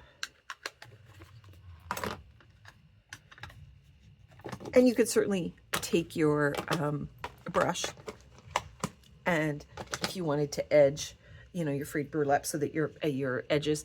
What I probably will do is, as I see how all my pages are going together, I will then decide. I may at the end just take my brush or a sponge and just edge all of them and antique all my pages at the same time so that the color matches. So what I am going to do before I adhere this down, and so, when you're building your backgrounds, again, this is time. This is a project that is about patience and time and just kind of enjoying the process, right? It's a bit of its own art journal using one line, really, because this is the opportunity to play with inks, to play with paints, to play with paper, to collage all of those things. So what I want to do is I want to activate the distress ink. So I'm just going to spritz some water. Am I low enough so you can see? And I am going to pick up a paintbrush. I'm just going to use a round here. Often I'll use a fan brush. And I'm going to just move this out of the way of my ephemera. I'll cover up my ephemera. You're going to be a lot more organized on your table. I'm working in a very small space here. And I'm just going to flick some water on that to activate that ink for myself. Give that a second. Take a paper towel. And I'm just going to blot. There we go. Nice. There we go. So that's that. Let's do our file folders next.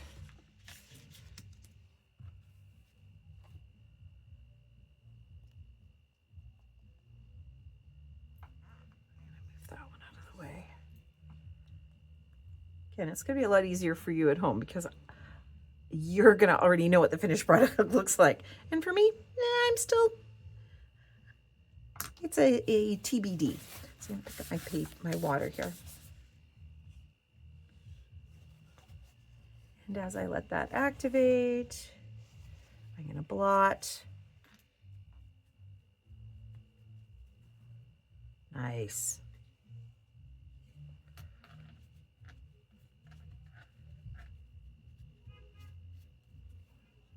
Now the other option you have, which I think I'm going to do, is I'm going to go back to my frayed burlap and see where I cleaned off that mat.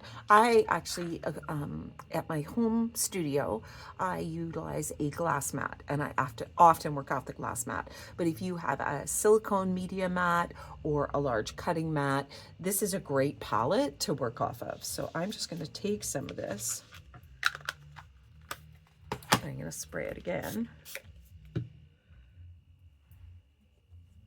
And I'm going to pick it up. I may need more, we'll see. Oh, no. We're just going to add a bit more aging to that.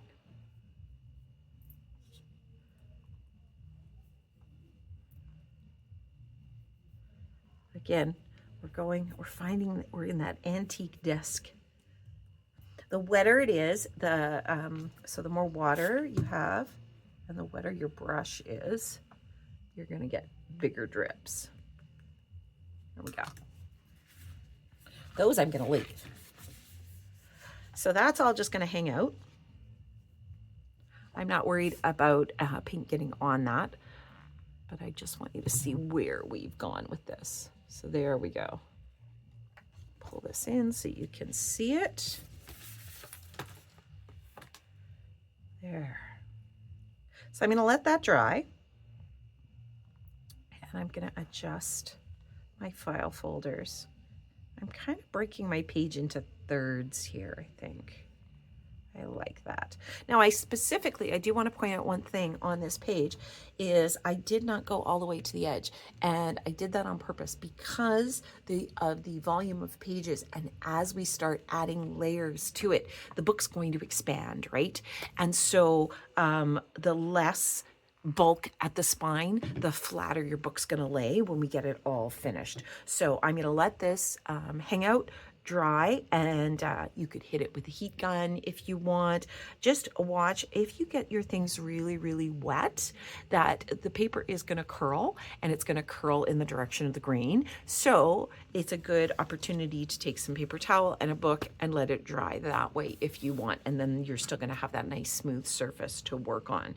So I'm going to let this dry. We're going to come back and we're going to actually decorate our file folder pages.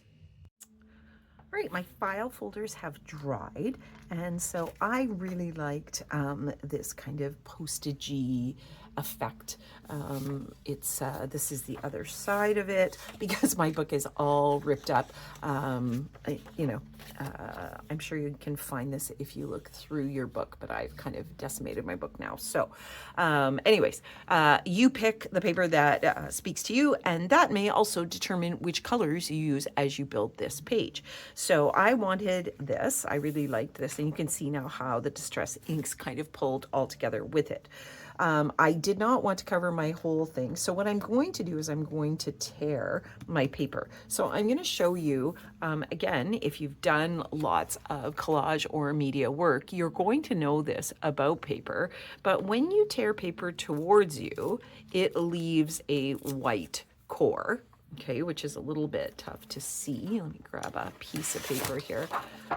But you can see there the color has ended and we've got a bit of white core, and then the other side is a finished piece. So that's actually what I'm going for in this particular one.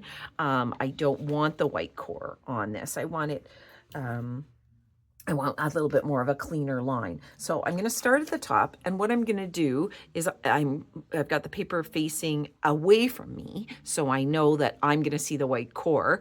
And all I'm going to do is I'm just going to kind of roll my fingers. I've kind of got it gripped here. And you go, how hard is it to rip paper? Well, it's not, but it depends on what the effect is that you want. And so that's what I'm looking for. And that's going to go right on there. Yeah. Now, this is the back piece. So I left it smaller to conserve paper because it's going to be mostly covered, right? So again, I want to do the same thing. Just double check that the orientation of your paper is the way that you want it. So now I'm going to do the same thing here.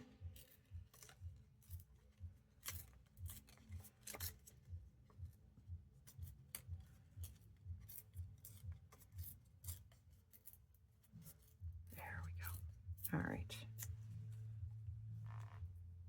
You can see then the edge kind of just blends into that ink.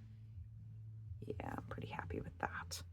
Okay, so to finish assembling it, and then we're going to embellish it, then we're going to add the collage pieces. I'm going to use art glitter glue to glue my papers down. Let's see if I have to encourage it to come out or not. Yeah, it's going to need a little, encouragement, because I didn't leave my pin in it. Okay, hold on. I just need to find a pin. All right, found my pin. The joy of crafting pseudo live. There, I want to make sure that my corners are covered, right? That's the important part. And I'm just going to line this up for myself. One thing I don't have with me today, what I use all the time, is my brayer. And I like it because it kind of just smooths that glue out and catches my edges. And then I'm just going to check. You can see I got a little piece here that I missed, so I'm going to just clean that up. Nice. So there's piece one. I'm going to take this.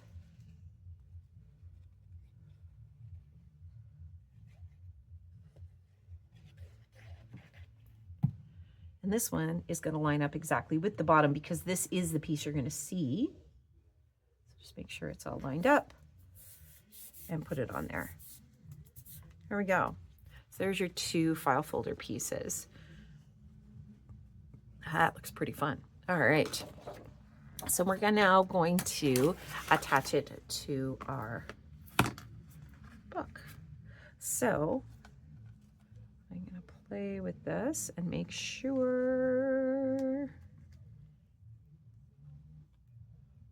yeah, that's going to work. Okay, you can see I kind of didn't hit here, so I probably would have gone down half in another, if I was to do it again, because otherwise I'm going to go over, or I would leave this. I would probably do this half, but it was a piece that I had, and so I am working with it. All right, so I'm going to build this first because I'm going to see where I want my adhesive. So now I'm going to use a dry adhesive, and the reason I'm using a dry adhesive is I find it gives you that really, really strong bond, and will keep it solid in your book. So I'm just going to go up kind of there, and I'm going to run right along my edge, and I'm going to clip, and I'm going to do the same on the other side. Start just a little bit higher, run off my edge. And the reason that I'm doing that is I don't want anything impeding any of the little things I'm going to stick in the pockets, whether it's memorabilia, whether it's ephemera. Getting stuck to the table here. Okay, so start with that one. I'm going to pull this up. When I layer, I always build from the bottom up because then I can see what I'm doing. So now I can kind of choose to make sure. And the biggest challenge with dry adhesive is you get one shot at it. But there we go. Oh, it looks like I missed a bit there. I'm going to just push that in. Oh, embellishment's going there. All right. So now I can see where that is. So I may actually even take my dauber, because that's a bit of a creative opportunity, and I'm just going to blend a little more color in there so that it covers that. So there's nothing wrong with being kind of a little bit more aggressive in how much inking you do. All right, so now I'm going to do the same thing with the dry adhesive. I'm going to come down, across, and up, and that is going to finish my pocket. So now I can see exactly where I need to apply adhesive, and I want a nice strong bond. I'm using a thinner, I think this is the 5mm tape, because again, I want as much pocket. The pocket is functional. So I want to make sure I have as much of that as possible, and I am going to do the bottom because I don't want things falling out. You don't necessarily have to do the whole bottom, but you definitely want a bond there. There we go. So I'll just get that.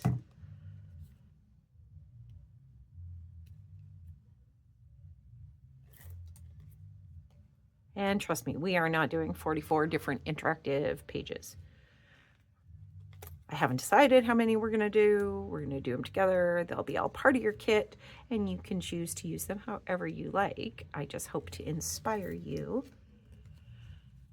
to expand your creativity. So now, again, I want to line that. I want to make sure that's lined up with my two edges.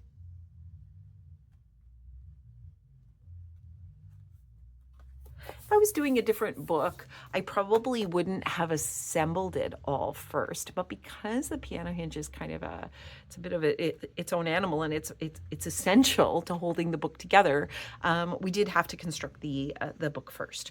So there we go. So now I've got these great pockets that I can slide my elements into.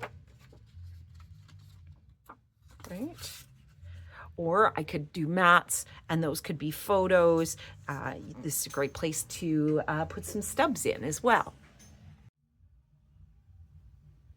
So I dug through my ephemera and I had a little peek at what I wanted.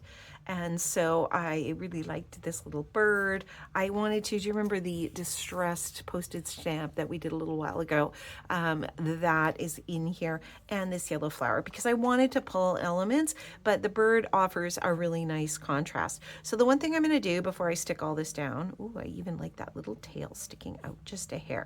So when I build a cluster, I tend to work in groups of 3 and often try and do it in a triangle, whether I'm going around a corner or whether I'm building from there. You could certainly tuck some other elements in if you wanted to make it a little bit more substantial.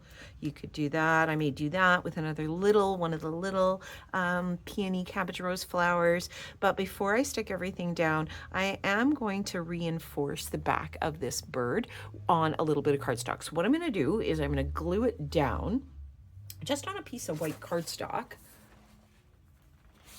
And kidding me, there's my leftover cardstock from, so what I'm going to do is I'm just going to, just the top part, because I don't want it to get damaged and bent. There we go. And then I'm going to cut around it. I may have to, so I'm going to just put it right there to save paper.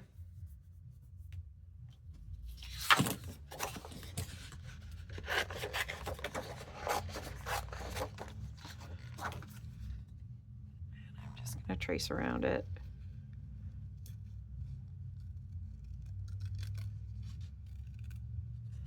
You're not actually going to see the legs, so sorry, bird.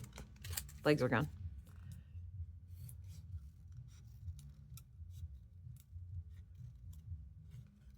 Again, just using my same fussy cutting method. There we go. Nice. So, and you can see that's just stabilized it. That's it. And I may hit it with a little bit of frayed burlap, and I'm actually just going to cut this away. There. So I just reinforced it in a certain spot. Make sure I'm happy with my cut. And then go back to my frayed burlap. I tend, when I'm working on a project and creating, that I have kind of my go-to, right? So everything that's going to be a sort of distressed is going to be in frayed burlap in this particular project. Sometimes it's vintage photo if it's a warmer tone. But there. So now, as things are sliding in and out, I don't have to worry about it. And I'm just going to see if I like the effect of hitting all of my pages with a bit of frayed burlap, and I think I do. Just brings it in a little bit more to the color of the file folder. Okay, so let's start building our cluster. Oh, I need a little flower. There we go. Nice. So I am actually going to just darken that with a little bit of ink, just because I have distressed this one already. So I'm going to start with the bird. Again, you always start from the bottom up, and that gives you your starting placement. I'm not going to glue the whole bird because the bird is actually going to peek out over the top of the file folder. So I'm just going to give enough glue so that I know I've got a really good strong bond. I kind of like that little tail peeking out there. So that's where my bird is going to sit. Then I'm going to take my cabbage rose and we're going to place it. So always look at what elements are still there that you want to feature. So I'm going to tuck that up. There we go. Stick that down. This is underneath. This one's cut out of the cover, so it's a little bit stronger, which is nice. And I may layer it this way. Let's just see. I'm going to do, again, we're working on the fly here. I'm going to cut up a little so that I can do a different. The more layers that you add, the more texture that your page has, right? So there. So I want that. I'm going to just give that a little tap of glue.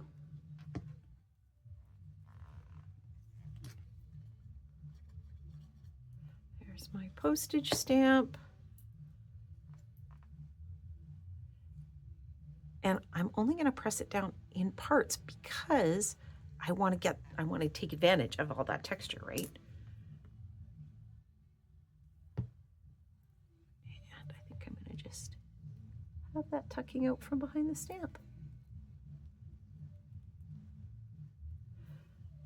So there we go, one page down. I'm pretty happy with that little technique. And so again, it's, you know, you've got lots of room for memorabilia, you know, little ticket stubs, things like that.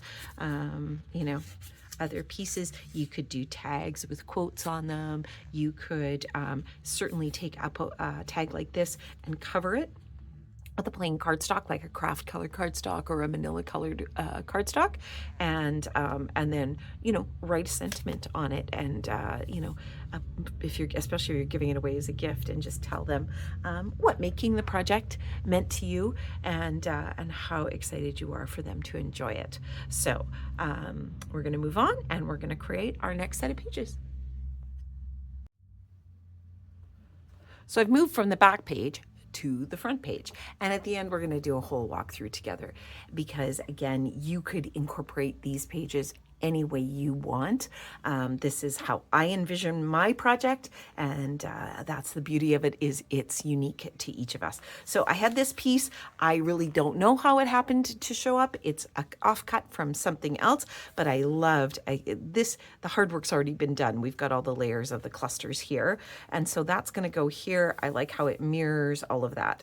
So in your kit, there is a 2.5 by 6 inch piece, which will create this side pocket.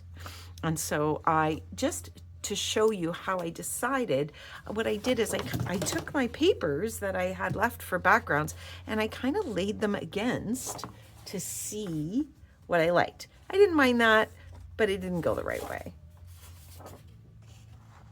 That's nice. Right? So I go, okay, you could do something where, you know, you incorporated part of this big, beautiful lady, this very young Frida Kahlo, and or this, but see, that it didn't have enough texture for me. And so I just continued to lay pieces over. Again, that's a good piece. Until I found the one that I liked the best. And I liked that this had the same color elements, and I have a larger graphic to balance out the smaller details of all of this. So this goes together really easy. We're going to stick this down. This is going to just get adhered right down. Make sure you get your corners. When you're building a book, that's really, you know, one of the keys is to making sure your edges and your corners aren't going to lift, because the book is designed to be handled. So I'm going to put that there. I'm going to line it up with my spine. Just make sure my edges are. There we go. Yeah, I don't know where that piece came from, but I think it was meant to go right there in my book. And I wanted a real pop of color when you open the book for the first time. So, and we're just going to do the same thing to this one. This is a very basic fold. I think we're going to do something very textural on this. Again, if the paper that you cut isn't exact, don't stress. You can either cut it down, you can ink an edge of it.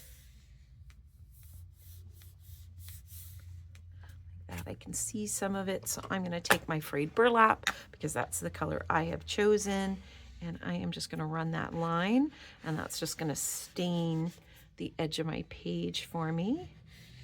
There we go. I'll do those sides too. And it just gives you a cleaner finish. I'm going to bring this in. Go this way. All right, so now I'm going to go back into my dry adhesive, right? And I'm going to hit my dry adhesive on these edges.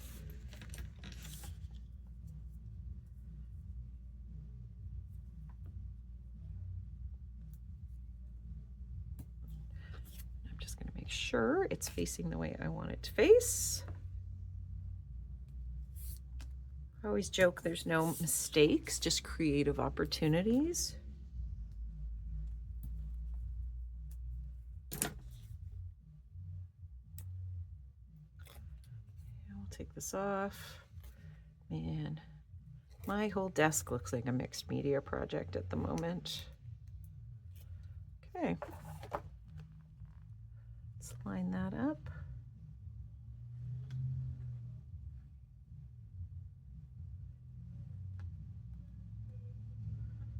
There we go. Just give it a good press, make sure that that adhesive is catching.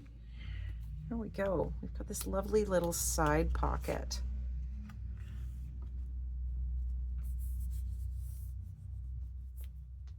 Now, in your kit, I have incorporated some lace, and I think that that might be really fun to incorporate on this page. So this lace is lace that I had sitting in my craft room that I wanted to share with you, and it came like this. So how did I make it like this? I took a splat box, I threw all my lace into the splat box, and I took a bottle of Distress ink. I don't know that I still have it. Yes, I do. So it's actually the Distress Spray Stain in Tattered Rose. So, you know, again, this kind of book building and journaling is really about, oh, see, I'm liking that, is about using what you have. And so I wanted something that was going to blend. There's a big difference between this. There's nothing wrong with that, but I really wanted to kind of pull the colors of these florals out. Oop. I have reset at the home studio.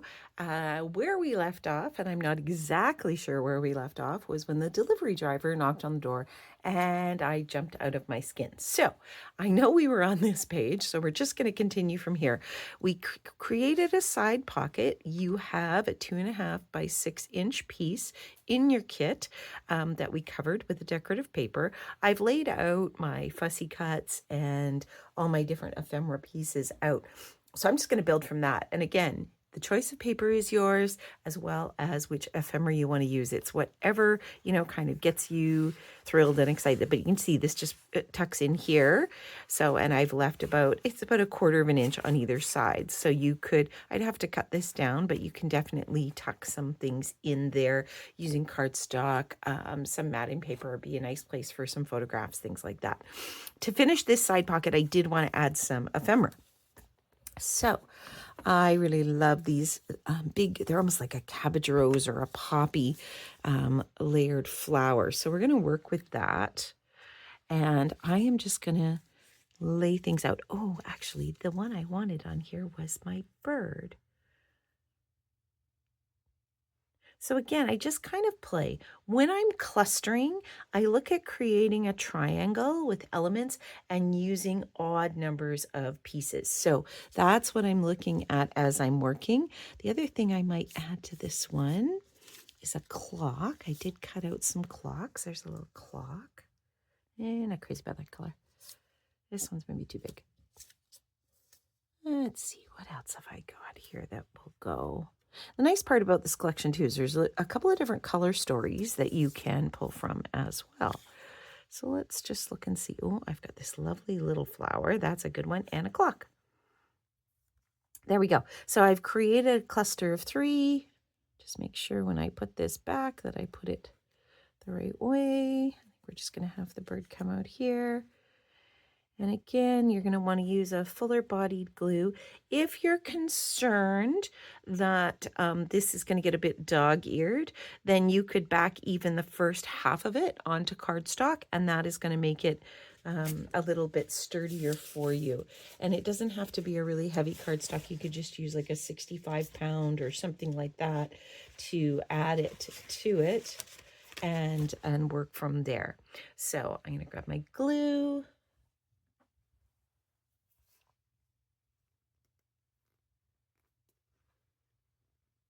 Make sure you can get your pin out. There we go. I'm using Barely Art. Today, I think I used art glitter when I was working in the store, and I also used the Tombow Mono liquid glue, which is a little bit heavier viscosity, so I like that as well. So I'm just going to start layering from the bottom. Oh, and my glue's coming out. I do like the fine tip nozzle. You could ink these or sand these prior to adhering them as well. Make sure you get your little ends. There we go. Oh, make sure I didn't go too far over. I do want a little bit of an overlap, but make sure I didn't glue that piece down.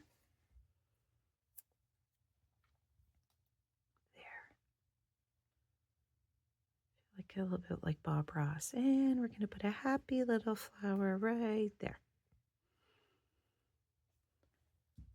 All right, so this page is done. This fancy little book clip is also part of your kit. You can put that wherever you want. It can be a page marker. It can be a decorative element. That's really up to you. That's just a fun little thing I included.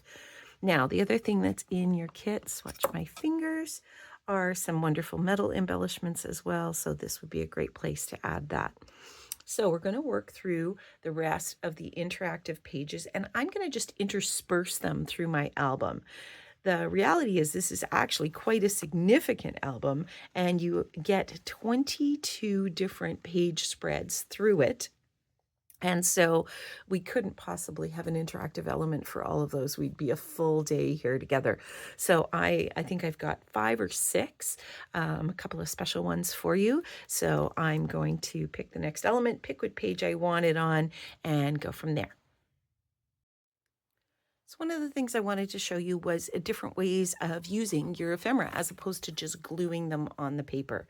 So remember when we were doing the fussy cutting, I said to just leave an extra space for a couple of your envelopes where you could, right? You want to leave probably at least 1/4 of an inch. So I've glued down a decorative paper. I've used a liquid adhesive. Actually, I can feel it is not all the way adhered down, so I'm just going to give it another little rub. Make sure you get your corners, and also remember that your paper is 6 inches top to bottom and 5.5 this way.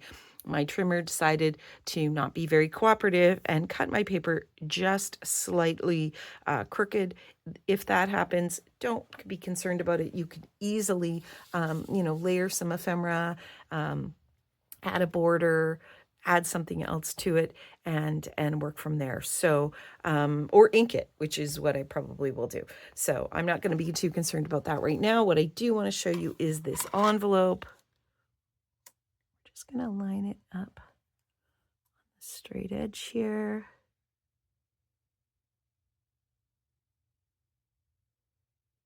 Give myself a line.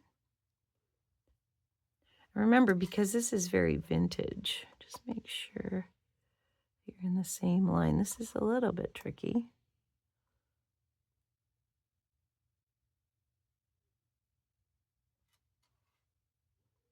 There's my line. There we go. And we're going to pull right down. There we go. Doesn't have to be exact. There. So I've got my score mark, and I'm going to fold that over. There we go.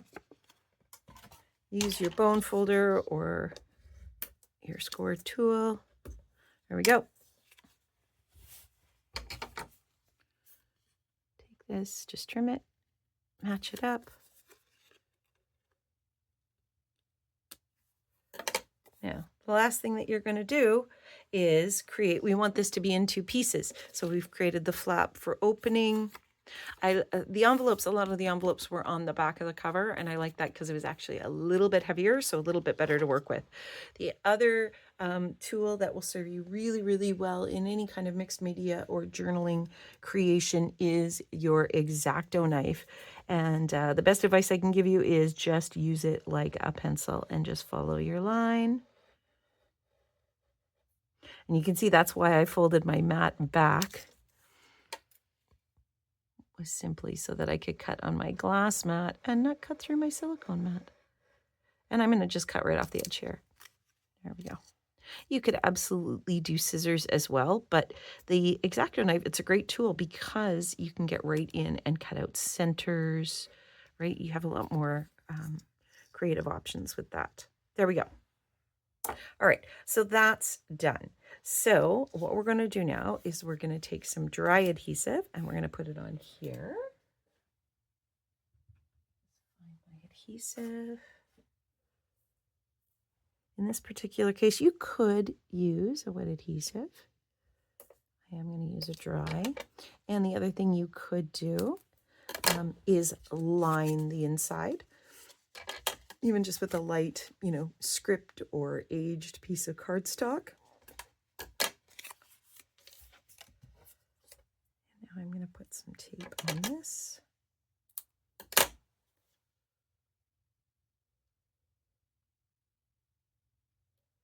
To create my little pocket.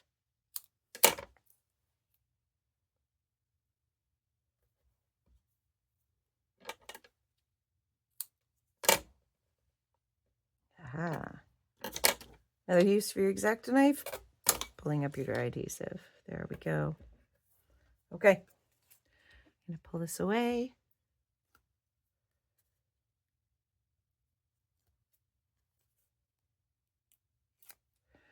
Now, hardest part is deciding where do I want that. Now again, because I might do something on the edge, I'm going to lift it up a little bit. I don't necessarily want it by the edge of my paper, only because that, again, is going to add bulk to the spine. So I'm pretty happy with it there. I'm going to tack that down.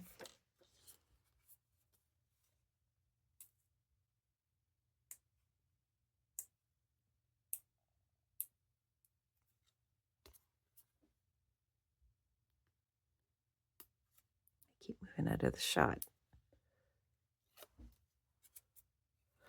I'm going to line that up.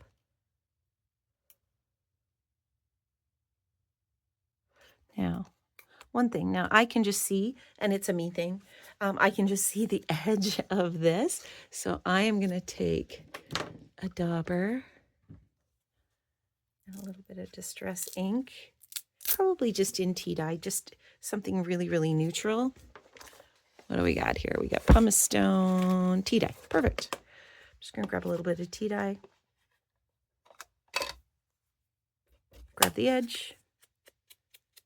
Just edge that edge for myself. There we go.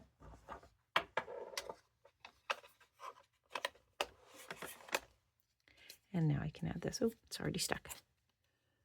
And just line it up. Match up those puzzle pieces.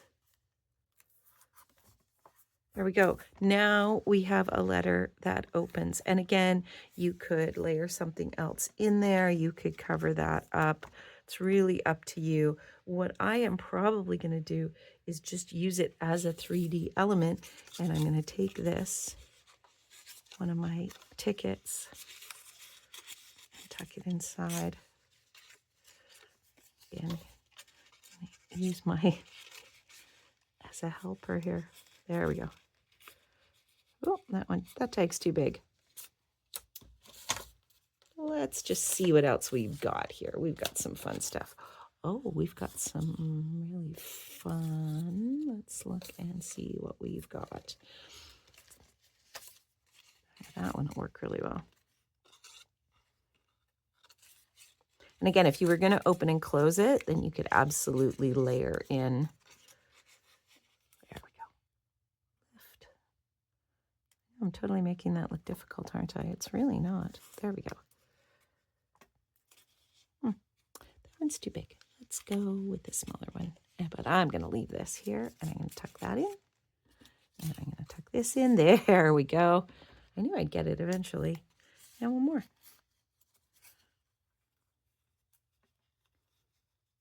There. And I think we have some really lovely straight bands of postage. So all of these I cut out ahead of time. This one's got letters. Yeah, kind of like that. All right, so I'm going to cut that at 6 inches.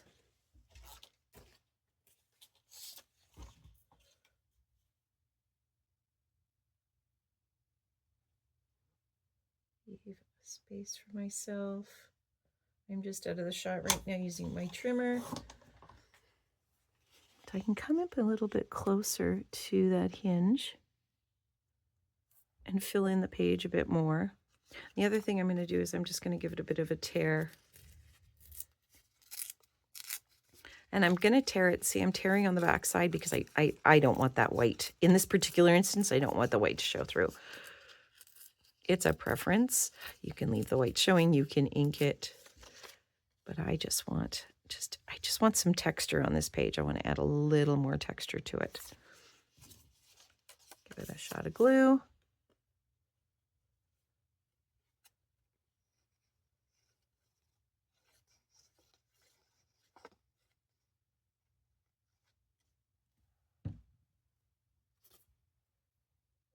There we go. And you can see that it's really all about incorporating layers. The colors all work so beautifully together. There we go. All right, I'm going to flip my workspace back to normal, and we'll start working on the interactive elements. So the next interactive page that we're going to build is this tabbed pocket. And we can incorporate different mats and things like that in there. Now, the way that I've cut it for you is you can use it sideways, so it can go on this side of the page. You have to trim it up. Looks like it wasn't completely square. At least this one wasn't. Or it can go in this side, and you can use it as a pullout that way. I am actually going to use it this way, simply because I want to feature this flower. So again, you know, the process of building it is a bit organic. And so when you look at it, you look and I go, I'm not a fan of the women in art journaling, which I know I could be in a minority, or it's a preference, but I am really, this to me just looks like this beautiful plaster flower that's been created. So that's what I've chosen to use. You could absolutely turn it on its side, you know, if you didn't care how the script was going. But again, what you choose is up to you. And all I did was I just took a pen or a pencil and made some registration marks as to how I wanted to cut it. Now, if you are using it, I have cut it at 6 inches. So if you are using it this way, you have to trim it. And you have to remember to trim even amounts on either side. So you're going to want to take 1/4 inch off each side if you're using it this way, just so that it fits within the page. Because you can see, actually, it's not even 1/4. Looks like. Let's just measure before I give you totally inaccurate directions. So that's 6. It's a little bit bigger than 5.5. If I want it 5.5, yeah, I'm going to take, that's showing 1/4 inch. So I can take 1/8 of an inch off on either side, just to make sure that I don't overcut it. And again, if you did, if that happened, yeah, see, there's my 1/8 of an inch, there's my space. Go back. There we go. There. Drops in neat as a pin. Now I'm going to need a top area.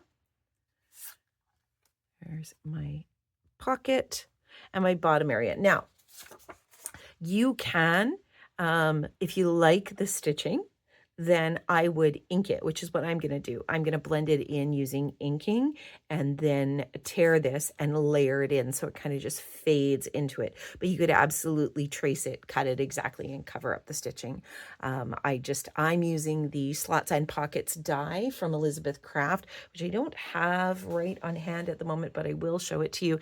It's a great journaling die. So that's what we are using. So I'm going to just cut mine. I'm going to ink it. So we're going to set it to the side here. I'm just going to give this a quick cut.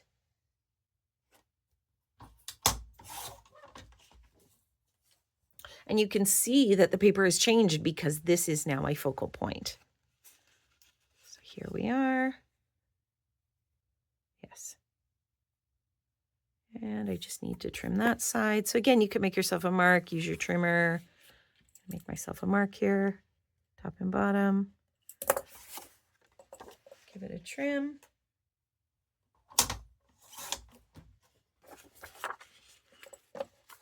And there we go. So I have my piece. So again, I could tear it, and I'm going to tear it. I'm not sure. I may actually follow this line and really kind of change it up. So first thing I have to do though is I have to ink my page so that it blends in. So again, we talked about the colors earlier that I chose in the Distress Oxides, and I'm just going to try and pull them into the frame for you so you have a point of reference. Use what you have. Have a look at the book. Kind of the fun part is choosing the supplies that you think are going to best fit your project and your flair. There we go. Found my tea dye. So I'm going to use Tattered Rose on this. I don't know, I lost my paper. There it is. Yeah, so I think I'm gonna, so I look here, I'm gonna blend in a little Tattered Rose and maybe some tea dye. I could absolutely pull in some shabby shutters on this. So let's face that forward. Again, I am using the round domed daubers from Ranger. So let's see, let's pull shabby shutters. Yeah, that actually blends it into here. So look at this. If I pull that in, I'm going to be blending all of that together. So I do actually quite like that. So I'm going to pick some of that up. Let's blend that out. Let's just pull this in.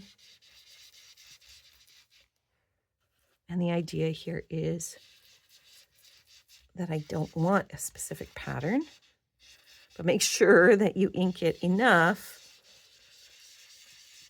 that it's not going to, when you tear your paper, that you're not going to have a spot. And I can tell you that from personal experience. So I like to use, for a color story, I use a different palette. Or a different dauber, I mean. So for my blues, I have a dauber. I just find it keeps my ink pads cleaner. And I do not mix my distress inks and oxides because I don't want to contaminate them. So these are pretty inexpensive and easy to pull together. And so to finish it off, I'm going to pull in my tea dye. Just finding a dauber here. Of course, the one you're looking for is never where you want it to be. There's like 20 sitting here on my desk right now. This one's been washed. Okay. Pull up the tea dye, rub it off a little bit, start from the outside. I'm going to pull it all together. And again, if you wanted more of a distressed look, you could absolutely mist it. So we'll do that on this one just for fun. I'm going to cover these up. Keeping in mind that Distress Oxide is water reactive. So I'm using the Spellbinders mister. This is going to give me a fine all over mist. So I'm going to do it off camera. Let me give it, there, I think you can kind of see the glisten there. So I've given it a pretty heavy shot. I'm going to give it a second for the water to react with the ink. And then all I'm going to do is take a paper towel and blot it. The beauty of it is if you don't like it, you can just do it again. But I do kind of like that. It's just softened it a little. It's added a little more texture. I think once it is dry, so I could now hit it with a heat gun. I might go back in with tea dye and give it a little bit more depth. But you can see I've pretty much picked up the colors that are in my paper. So just give it away. I wish I could say by the magic of television I dried this, but I didn't. I'm going to just add a little more tea dye to it. I just want it a little deeper. There we go. There. I really enjoy using my inks to build backgrounds. So now, again, I'm going to think about where do I want this to go? Keeping in mind I need it, at least 1/4 of an inch down, but I think I might tear it along this line. So again, I'm not going to have my white core exposed, although you absolutely could. So sorry, that's just there we go. All right. There. Oh yeah, I like that. There we go. If you wanted, I'm just gonna quickly ink these edges so that there's no white showing.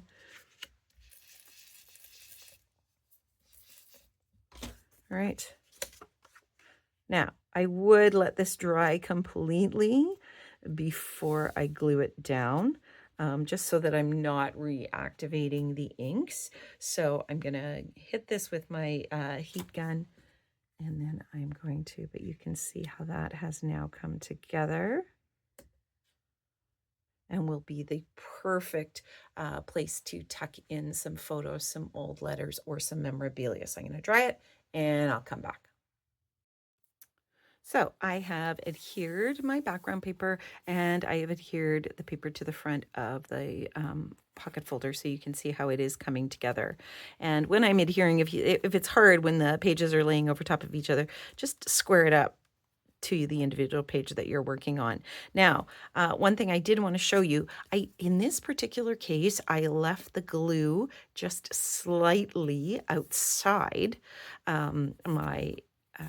instead of trying to get this edge like down solid, I've left it, and I've done that on purpose. So I'm just going to slide this out of the way for a second, and I'm going to show you how you can roll the paper. So I'm going to grab my brayer and just make sure I've got a good solid bind here. And I can see that I have a little bit of paper showing. So I'm going to take my scissors and I'm going to just give that a quick trim. There we go. Nice. So that's nice and clean. So now I'm going to take that Mr. bottle again, and I'm just going to spray my fingers. And I'm just going to work this paper and fold it. I'm going to do the whole thing. There we go. You can see what I'm doing here now.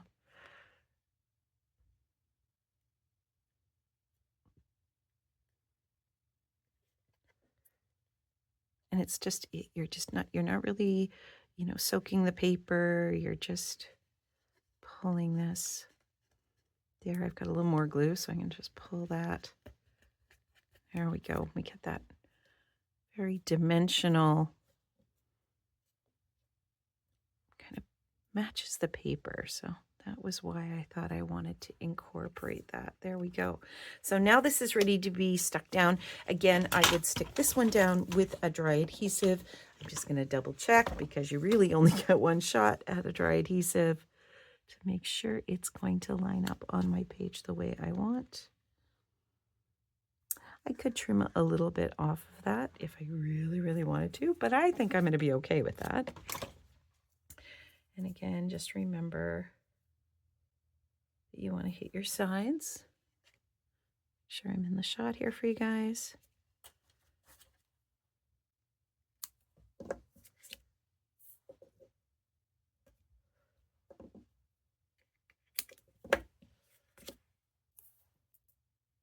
You don't have to go all the way across the bottom, but enough so that if you put something in, it's not going to fall out when you pick your album up.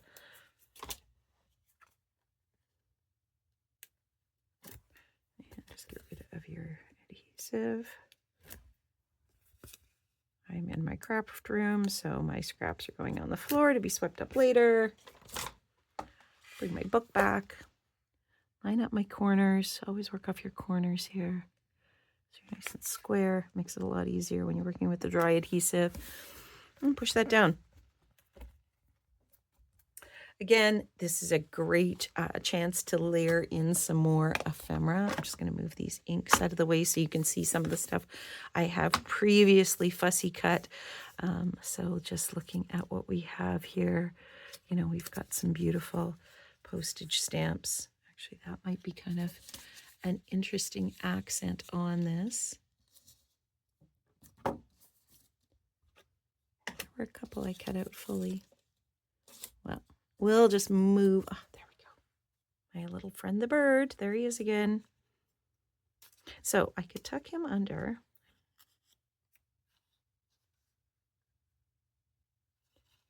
I don't know if I have enough glue to do that. Oh, I can just configure him there. I'm going to just hit this with some tea dye, though. I want to just distress it a little bit so that it matches up. If I can find the right one. And again, remember we did one where we kind of distressed the actual stamp. I'm going to do this so that it looks like a postage stamp that's kind of been found in a drawer somewhere. And I'm going to grab distress ink in this case. And I do have a specific one for that. And I'm just going to grab a dark color. This is Forest Moss, but I would use a vintage photo, walnut stain, something like that. And I'm just going to brush it to age it, because what happens is the distress ink then goes into all those crevices. Pull that back. It's a little creative chaos going on my table right now. This stamp in. I really like this effect. I'm just going to encourage that to go back. I should have planned that ahead a little bit better.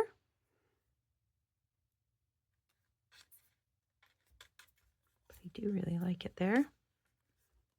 Again, I probably would have tucked it below the stitching.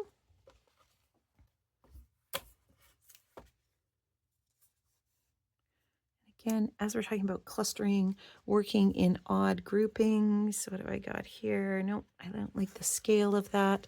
You want to mix up the scale of what you're working on as well.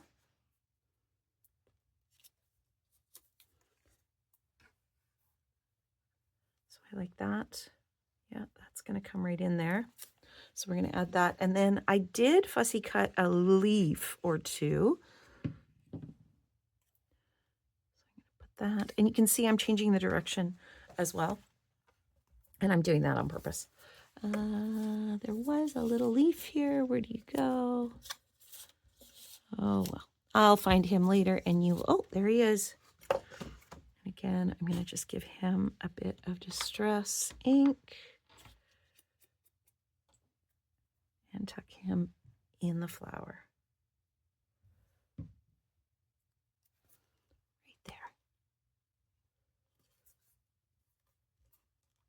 All right, so there's your pocket page. It's going to hold, you could easily take some of your postcard pieces from your book, which currently I can't find because I made a big mess on my table. These would look beautiful in there. I'm keeping that because I love pages of old writing. They just make me smile and think about. But here's an example of one. So that could tuck right in there. Actually, I like that with the bird. And I actually kind of like it sticking out. So if you were using it, see this piece here, you've got, something pretty generic on the back. I would take a piece of cardstock and I would mount this onto the cardstock, and then that would be a great way to either layer something, some notes, some thoughts. If you're giving it to someone, some special thoughts on the back, memories, dates and times, and then it will actually slide in and out of the pocket easier. So that is your pocket, whether you're turning it on its side or more traditional like I did here. And so I'm going to finish this up and we're going to move on to the next interactive element. All right, there's a lot of weight on this page right now. We're nowhere near done. So you have two pieces of 6x6 cardstock in your book. You can, or in your kit, you can utilize it however you like. I'm going to show you a gatefold flip out. And so you can Because they're 6x6, they're going to be straight this way, and we left enough room that we can score it on either side. The other option you have is you can have it, as a fold out on one page. You can have it as a flip up. You could have it as a Z fold. A Z fold is going to be pretty thick, so just keep that in mind as you're adding bulk to your album. But today we are going to do it as a double fold out, and I put it approximately in the middle of my book. And again, what I did is every 2 or 3 pages, I added another interactive element. And then, I'll see what I've got left at the end, what paper I've got left at the end, and that's how I'm going to cover it or ink it and put all the extra pieces together. But we're going to do the double flip out on this. I want my pages to be just slightly inside. I know it's a little bit hard to see white on white, but if I take this and put it right at the spine, I don't want it coming right up to the spine. So I'm going to want it like at least 1/8 of an inch in. So I'm going to use my scoring tool. You can absolutely use your scoring blade on your trimmer. There's my score pal. There, I'm 6. Actually, I'm just, there. I was going to say, I'm just over 6. But no, it's 6x6. They should be 6x6 in your kit. I am going to score it at the 1/2 inch mark. My tool right here. I'm going to just pull straight down. And I'm going to flip it over. The cardstock that we're using is called Super Stock.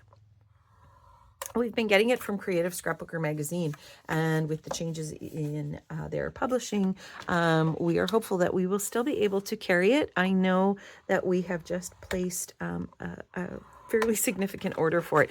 It's a mixed media weight paper. So when we're talking about mixed media weight paper, we're talking about the grams per square meter on it, not necessarily the pound weight. And there is a very significant feel to it. Once you have your kit, you're going to see how heavy this paper is. So I'm just going to bend it.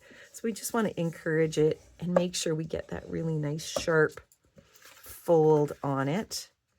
Oh, I have ink on my fingers. Good thing this is a mixed media album. But you really want these to be nice and sharp, so they're not adding extra bulk to your book. So let's see how I did here. Oh, look at that. 5.5 on either side. There we go. So the other thing, I'm just thinking aloud, I could have done is I could cut it a little bit closer in, and I could add a tab so that you're lifting it as well. So there's that option if you want. I'm going to stick with this because I really don't know how my book is going to evolve, and it's going to be kind of a surprise for all of us when it is done. But I am excited to see how this evolves. It's a very fluid creation, which is kind of fun.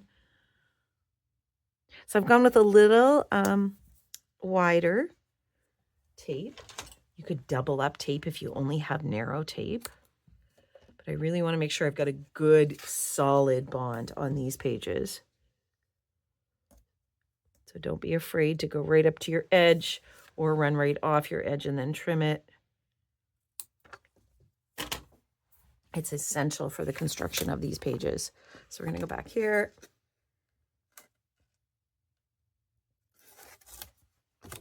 All right. This always scares me a little because I only get one shot at this. Well, you get a second shot, but it's not very nice. There we go. So that's going to flip open for you.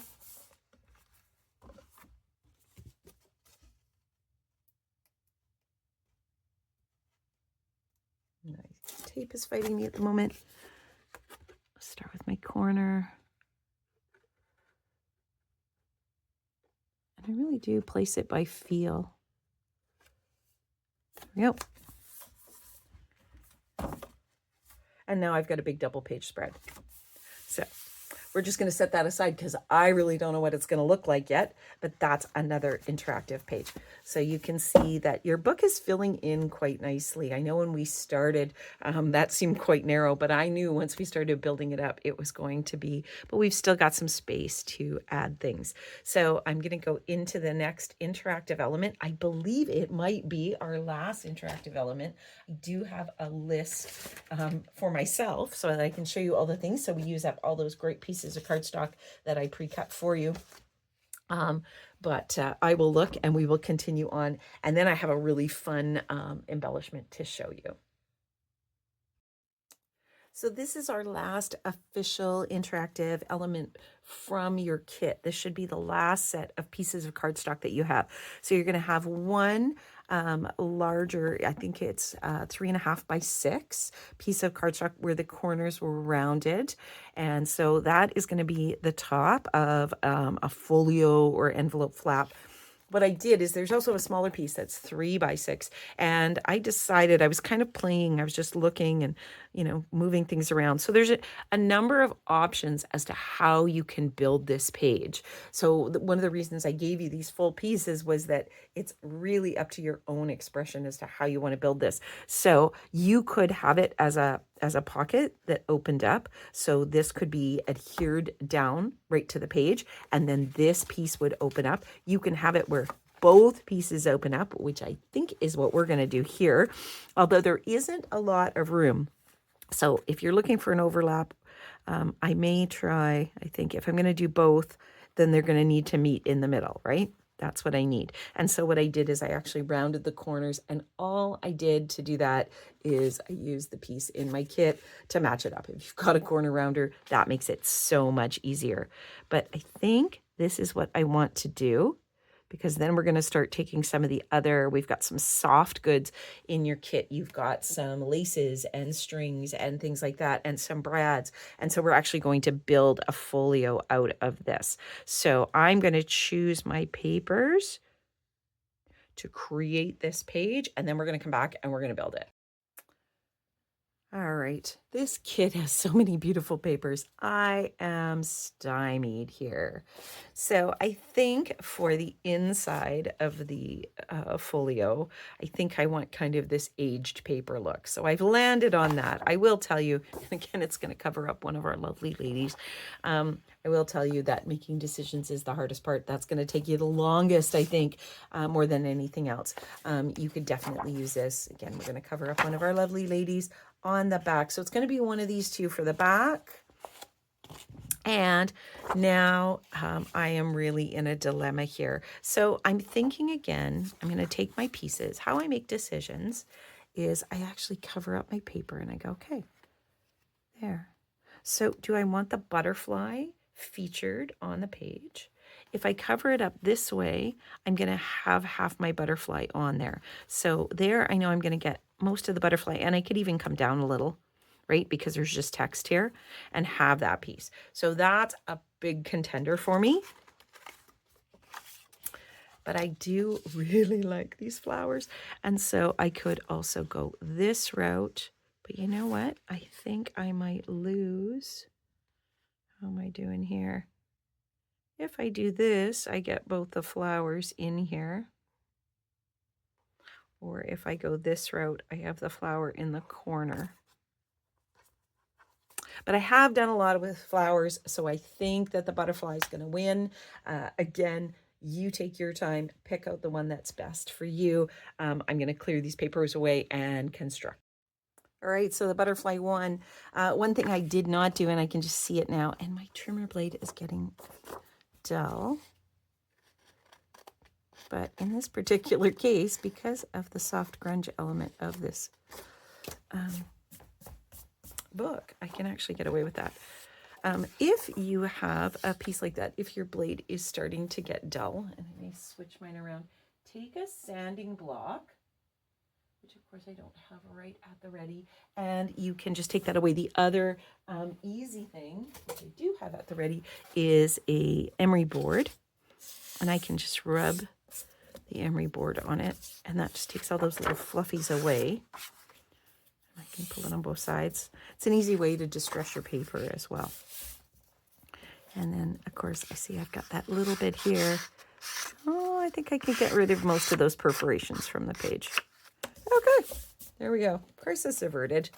So what I did to measure is I actually used my paper as a template here. There we go. So I know my top and bottom. I've left a little bit because that way I can trim off the bottom. But I really want these pages to meet up. Or if you are overlapping, utilizing that aspect of it as well.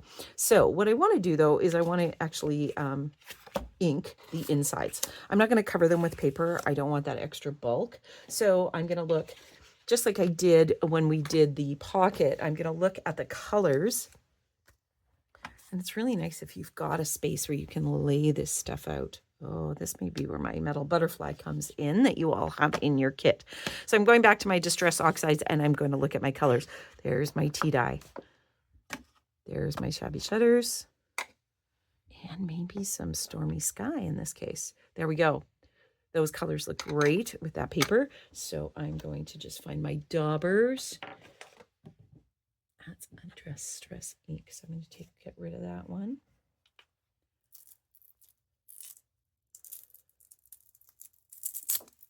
Sometimes the hardest part is peeling these things off of the Velcro.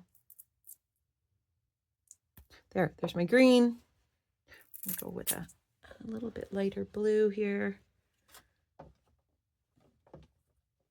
Sorry, my arm was in the way.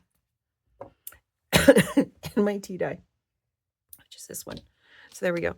I like having the extra dauber so I don't have to change it as I'm working so that I can kind of see how this is building together. So, and I'm going to leave them placed together because I want to actually see the colors forming and I want to see how they're forming with this. So I'm going to start with maybe with my blue. Picking up my color, taking a little bit of it off, coming from my outside, blending in.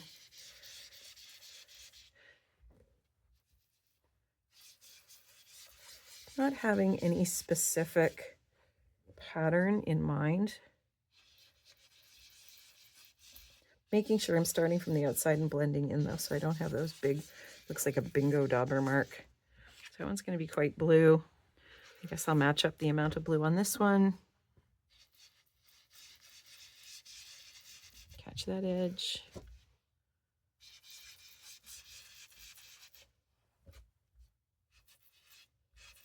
Oops. A little bit of a bingo dauber mark there.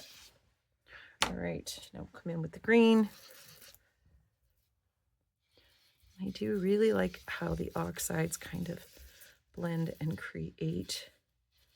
To me, they're just so creamy. But you could use whatever inks you have that you use for blending. Like these are the recommended ones, and I really picked them because the colors went so beautifully, and I do enjoy inking. So that's what I have in my stash. So use what's in your stash. There we go. All right. So you can see that's pretty bright. So now I'm going to just age it all with the tea dye. So that's why I left that one to last, because it is going to come and blend all of the colors together. So I'm going to really load that up.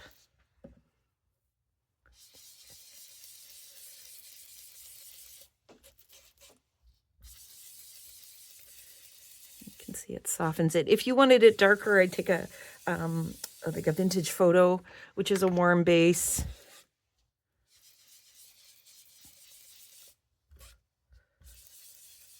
And again, you could even cover it with decorative paper. I'm loading this one a lot because this one is getting quite dry. And there's the age-old debate. Do you re-ink your pad or do you buy another pad? It's interesting as I talk to people, their feelings on it.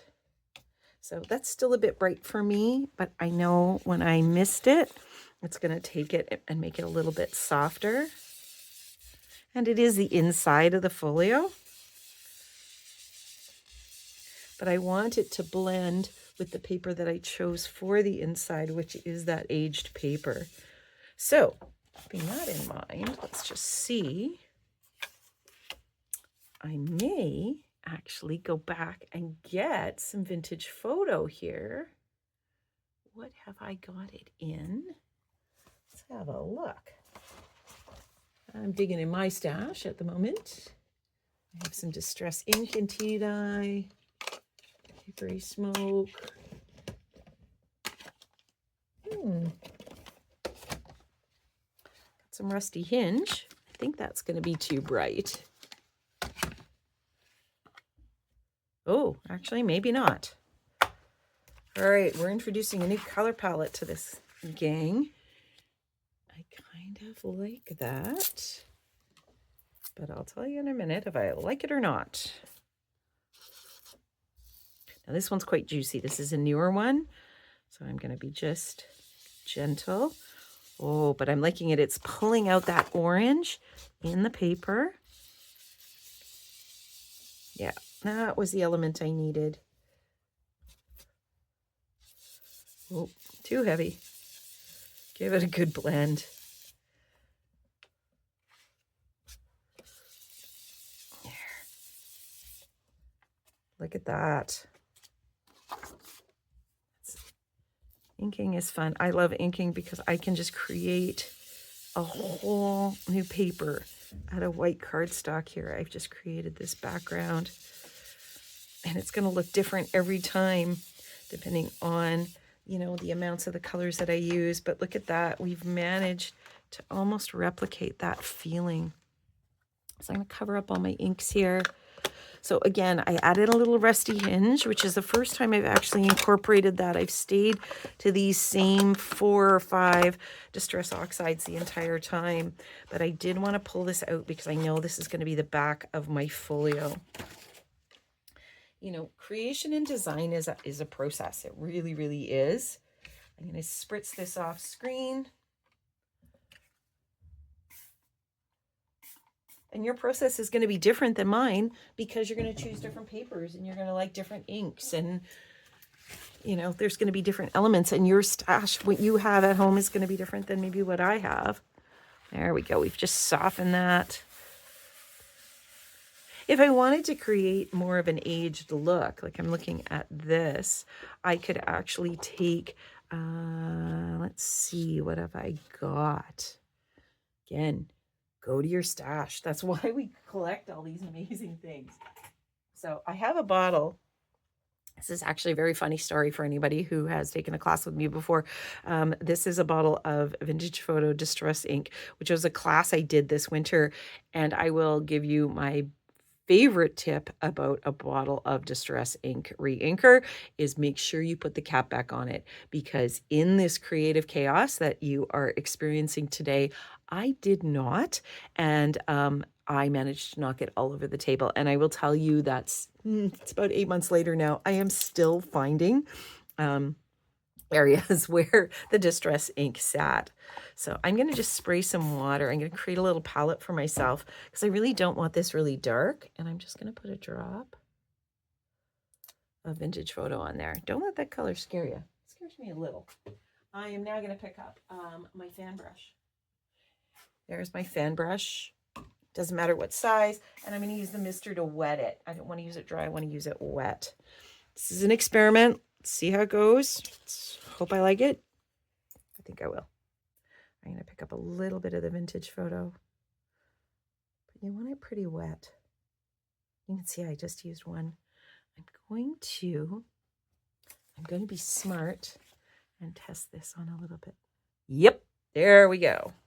So that's a little bit of water, one, not even a dropper. I kind of just touched my dropper tip to the water in Vintage Photo, which to me is kind of a basic. Like, even if you're not using it as a re-inker, if you're working in mixed media, colors like hickory smoke, black soot, tea dye, antique linen, Vintage Photo are great options. But we're getting that very antique to vintage look here. Ooh, I'm having fun. There we go.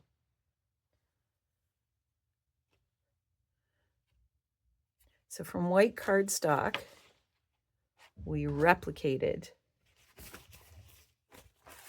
that look. So now before you go any further, I'm looking for my distress ink bottle to make sure I don't spill it all over my project. This is a good time to take a baby wipe, take a wet cloth, and clean up your station, because we have used a lot of inks and we've created a fair bit of mess here. So I'm going to clean my station before I actually build this. There we go. Because inevitably I'm going to stick a beautiful white piece of paper. You can see, even when you don't think there's ink or residue on your mat, there almost always is. There's one of my leaves I'm going to need later. There we go. All right. So yes, I'm really happy with these. I'm going to set them, they need to be set aside to dry. They need to be fully dry. So make sure that you're hitting them with the heat embossing gun, or you are leaving them to dry. You could even leave them to dry with something on top of them so that they dry nice and flat. When the water hits the paper, it is activating the grain of the fiber. So you can actually see the grain on this one because that's where the bend is coming in. Mixed media weight, not so much. When I cut this one, both of your pieces are mixed media. This is a lighter weight paper, and so you can see that there's more grain and reactivity to it. But because I knew that I was covering it, I wasn't as concerned. So I'm going to give this a dry. I'm going to cover my papers, and then we're going to build our folio piece. So one more thing that you're going to have to prep prior to your actually building is figuring out what your closures are going to look like. And so we're going to put brads through them. Think of the old school envelopes. That's what we're creating, right? The ones that we used to use at school, or if you worked in an office, and those manila envelopes with the ties. So that's what we're actually creating. So you could use a couple of clocks if you wanted. You could definitely use something that is a little more abstract in design. You could use two separate pieces. You could have a top and a bottom here, which is kind of fun. Kind of like that. Make sure, so what I want you to do is go through your book, figure out which one you want, and you're going to fussy cut that, because you also need to fussy cut it and then mount it on a piece of heavier weight cardstock. So I'm not sure if there's extra cardstock in your book, but I know we all have tons in our stash. You could use a colored cardstock. It's just really important that that is nice and stiff and secure, so that when we do it, you could even take a couple of the postage stamps. Just have a look through your ephemera and think about what you want on the top and the bottom.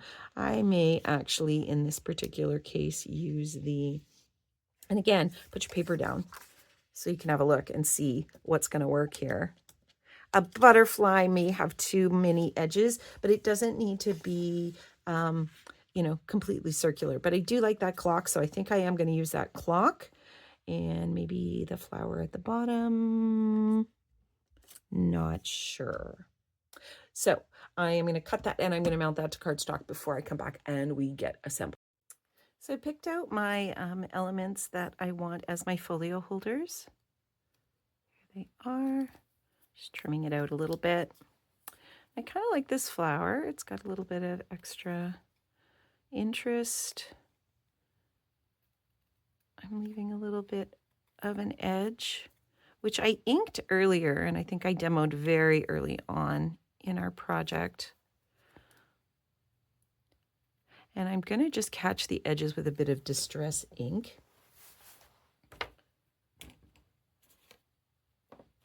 Find my distress ink dauber here. Only because I don't want to see those edges, because it's a functional piece. And again, the color you use is really up to you. I think I'm going to grab my tea dye. Actually, this is a dark one. Let's grab a little gather twigs. We're really just edging it. So I'm just going to, you can see I'm just taking that edge right off.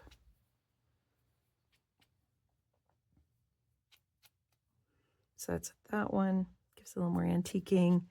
This one's a little tougher because you got the edges. You got the petals to work with. You could get really fancy and get right into those centers, but I'm not too concerned about it. I'm just trying to catch those edges. And then just give it a little brush so it all blends together. There we go.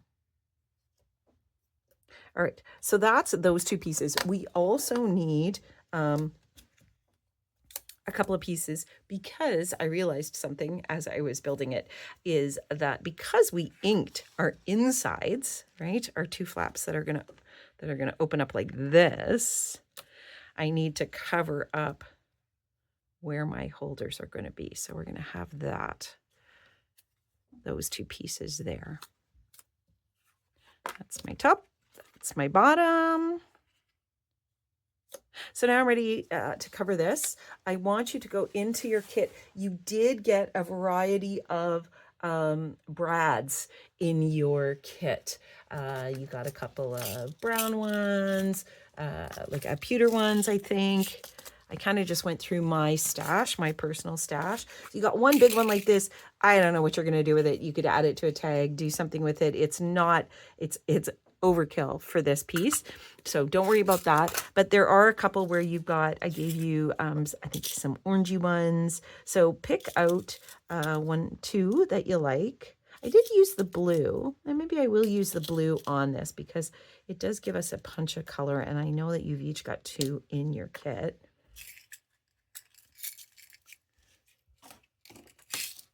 And all you're going to do, and brads are new to some people. They're very old school scrapbooking and journaling. Is you're just going to make a little cut right in the center of your piece. And remember that each piece I did back with some cardstock to make it nice and strong. So you can do a little cut or a little X. You just need enough that the brad is going to go through. Just like that. So in this case, I've used the flower, so I'm using the center of the flower. I made it easy for myself. I'm going to do the same thing with the clock. I'm just going to get a little punch. Just watch you don't cut your mat.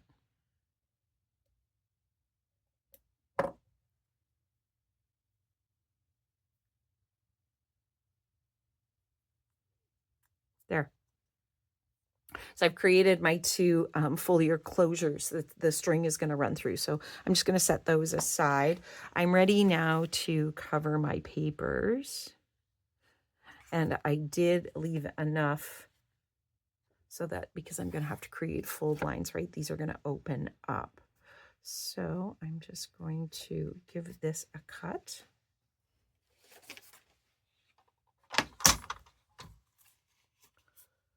I'm going to use, there's a wire on your trimmer. It really is your best friend when you're doing a very specific cut, because it actually shows you where the blade is going to go through. So if you've got your paper lined up, let's hope this isn't a famous last words demonstration. Here we go. That should cut it exactly. I'm going to hold it down. I'm going to give it a trim. Again, I know my blade's starting to get a bit dull. Oh, not on that side if I pull it towards me. All right. So this one's done. I'm going to glue it down. And I'm going to trim my edges. And then I'm going to do the other one. And then we're going to actually assemble our folio. So I've measured, I've cut, I've trimmed my edges. I may actually ink this before I fully assemble it, but I need to now make my score marks and get this ready to assemble. So I'm going to take my score tool.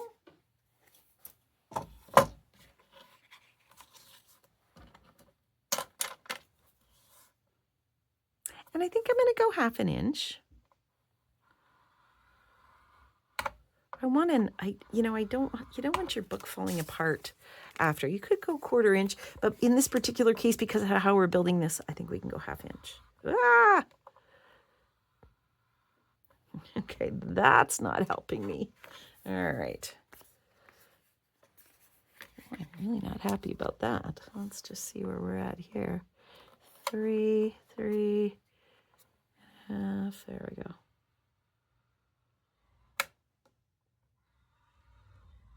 All right.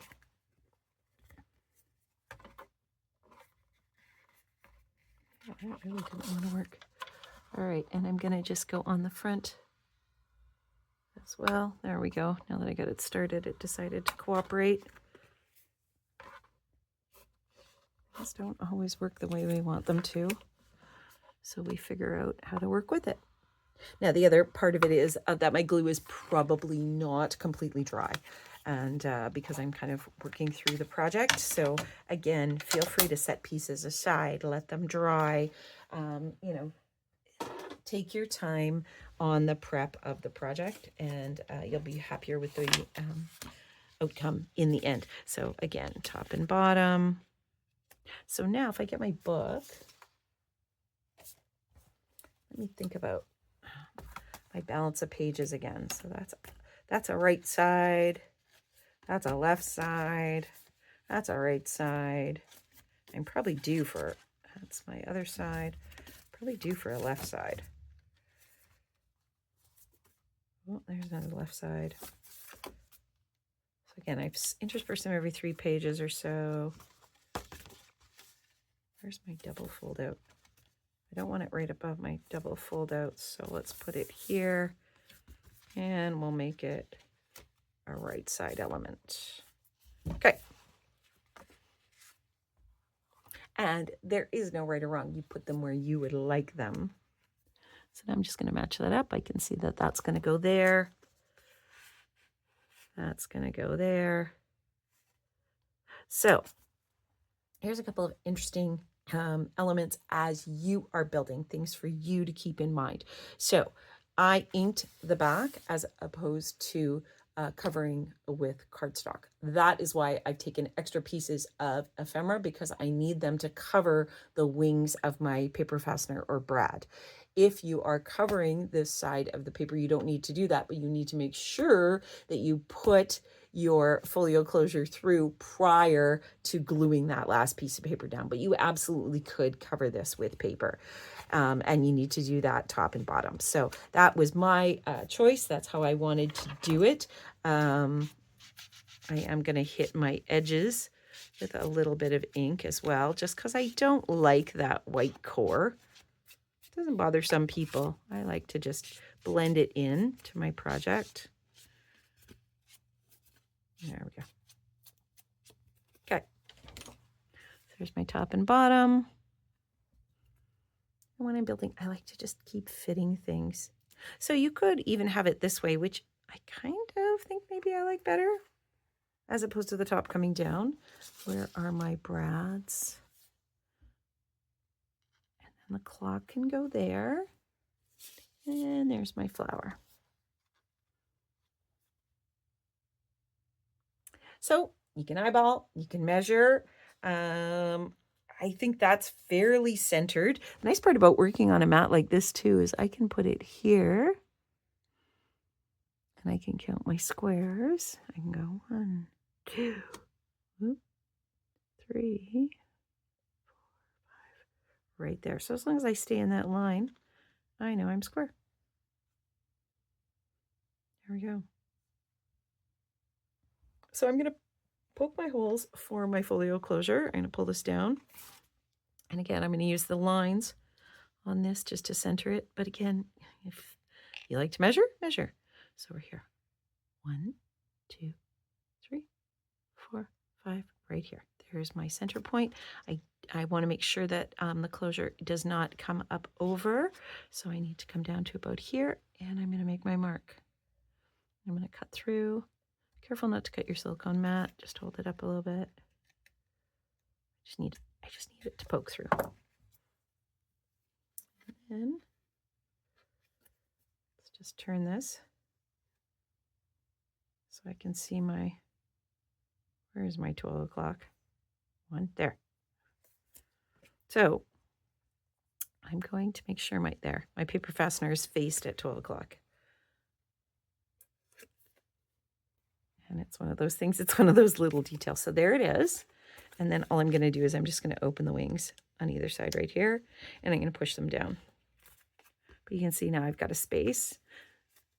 I can lighten up on the pressure just a hair, just to make sure your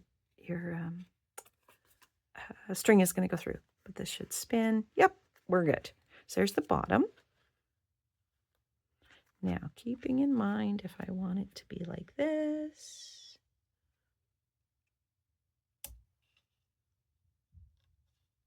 I actually need this to be higher. I need it to match up. There we go. Can you see that lined up? No, you can't because it's just at the bottom of the screen. Let me lift that up for you. There. So there it is. So I'm going to use that as my guide. I'm going to come to about here, and I'm going to poke through. Poke. And I'm going to hear that down. Again, just feeding it through. There we go. I'm pulling each side. Now, if I did it right, and I think I did, there we go. I've got my 2 folio pieces. So again, so when this opens, remember that it is going to fold down and be the bottom. So when you cover it, you want, if there is script or anything, make sure, like if I'm using that, which I think I'm going to use on this one, that I know that it is going to cover up the bottom. So there's going to be a little bit of a ridge here. You could use a dry or a wet adhesive. I'm going to use my Tombow only because it's a little bit thicker. And I'm going to just glue it down right now. I'm just going to go around that. Because I know that's my bottom. I'm going to push it down. You may have to be patient with that for a minute. But we have an opportunity with the top one to create a little pocket or add something kind of a little fun element to it. There we go. And as the paper wet, it just formed around that brad. There. So that's all covered up for you now. There's your bottom. That's covered up. That's going to open out like this. Here's your top element. So remember now, that is going to flip up. It's always about considering the orientation of what you're looking at. So I could now go back and find one of my little envelopes. Where's my little postage envelopes? Which of course I can't find now. There they go. And I could put this here. Look at how fun that is. And again, I could cut it if I wanted. Oh, there's Rue de Fleur. Liking that.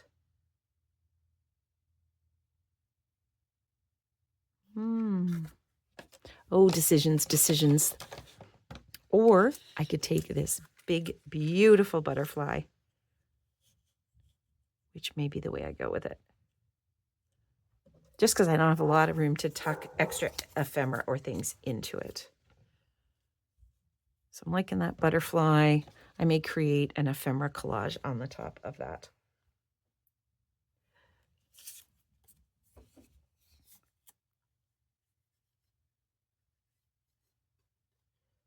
Oh, making sure I'm catching all my ends.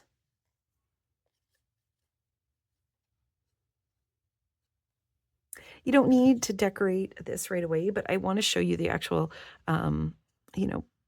how these pieces all go together, right? Like the order for you, you may build your folio page first, your folio tabs first, and then, but as I'm looking at these pieces, I'm showing you how my thought process is going. So I'm going to flip it up. So that's going to work. Okay. So I'm hoping, I've also been stalling because I want my paper to be dry enough that I can now bend these. There we go. So that's going to be able to bend down. It's very thick. There we go. And then this one This one actually bends a little. This is the one that I did out of the lighter cardstock, and it actually bends a little bit easier, which is good because it's the top one. And again, I'm going to use my thicker roll of adhesive tape just so that I have a really good bond. Just look at what I got here. I think this is the right one. Yeah.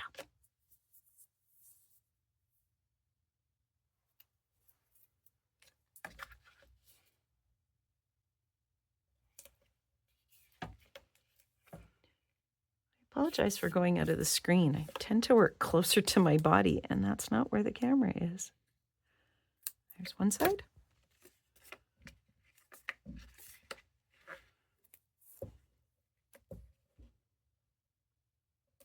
And there's the other side. Okay. Burnish that really well. Make sure that's really sticking for yourself because that's going to be really important as we build this.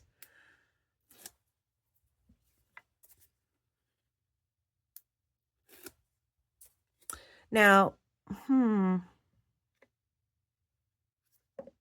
because of the way we've done this, we have the opportunity to cover our page in our album first, which may make the construction of this a little bit easier.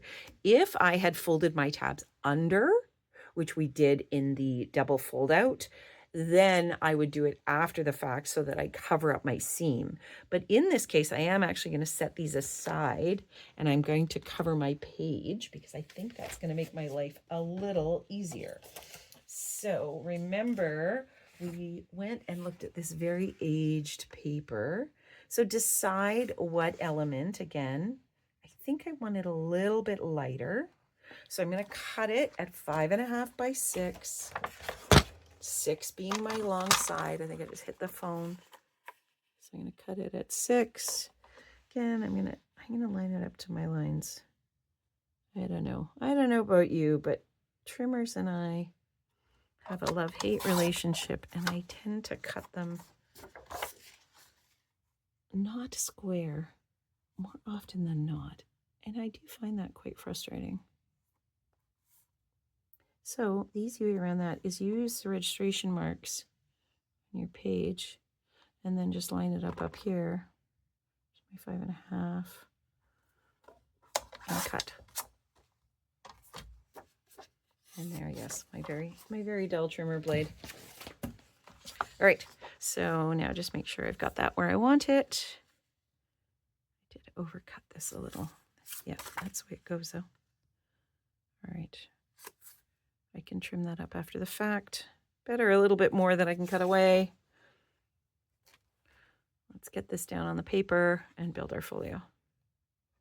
Making sure, again, how many times have I said that today? Getting your corners. There's nothing worse than finishing your project and then everything's lifting. I just find that really frustrates me. I am going to take a moment and find that emery board that I had to just take that edge off of this because I know that's going to bug me after the fact. You can see it's a great distressing tool too. Like I can take that off and it's just going to give me, it's going to expose a little bit of that white core. There we go. I missed that side. I'll get it in a minute. There. Make sure your corners are square. Give it a rub down. You can see there, I can see where my, there. All right. Now I can adhere these other pieces. And working off my top and my bottom, start with your corners. Give it a good push down. That's going to flip up for you. There we go. I lost my other one. Right. Oh. Take your corner. Square it up for yourself. Give it a good burnish. There we go. And you can see how taking that time to blend the ink, to play with it, really pulled this all together for myself. So I can see where it's cracked a little. I can just take my dauber, blend that in. Now I'll do it the other side just so that it looks like I meant to do it. That's the beauty of it, is if you make it look like you meant to do it, it covers, it's like, wow, that was really creative. Nah, it was just to cover that up. All right, so you have a couple of different, you probably have leftover green from your piano hinge. So you could use that if that's what you wanted to use. I think I put some black in there. You've got a variety of elements of cording that you can use to cover this up. So you're just going to slide it under. You're going to leave a tail. You're going to go around. You can go around a couple of times if you want. Just pull that in.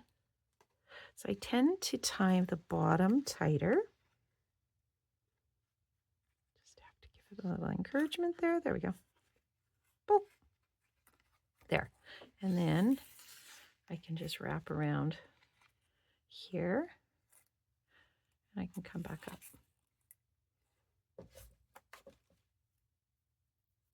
Ah.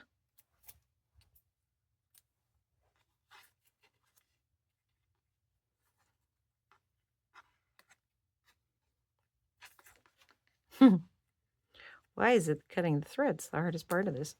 There we go. So just remember that it'll unhook and open up for you. There we go.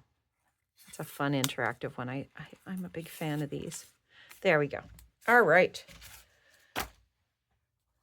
We are almost at the finish line. I am very excited to show you the finished project. You can see I am actually liking the idea of the ephemera kind of coming out the edges. Again, it just reminds me of, you've opened a drawer and this book was in there just full of all these treasures. So I'm going to show you one more fun element that you can add using a very specific piece of paper, which I will refer to in the very first part of the walkthrough so that you don't use it. We're going to create a hidden paperclip because I'm sure when you went through your kit and all your goodies, you went, why do I have a paperclip?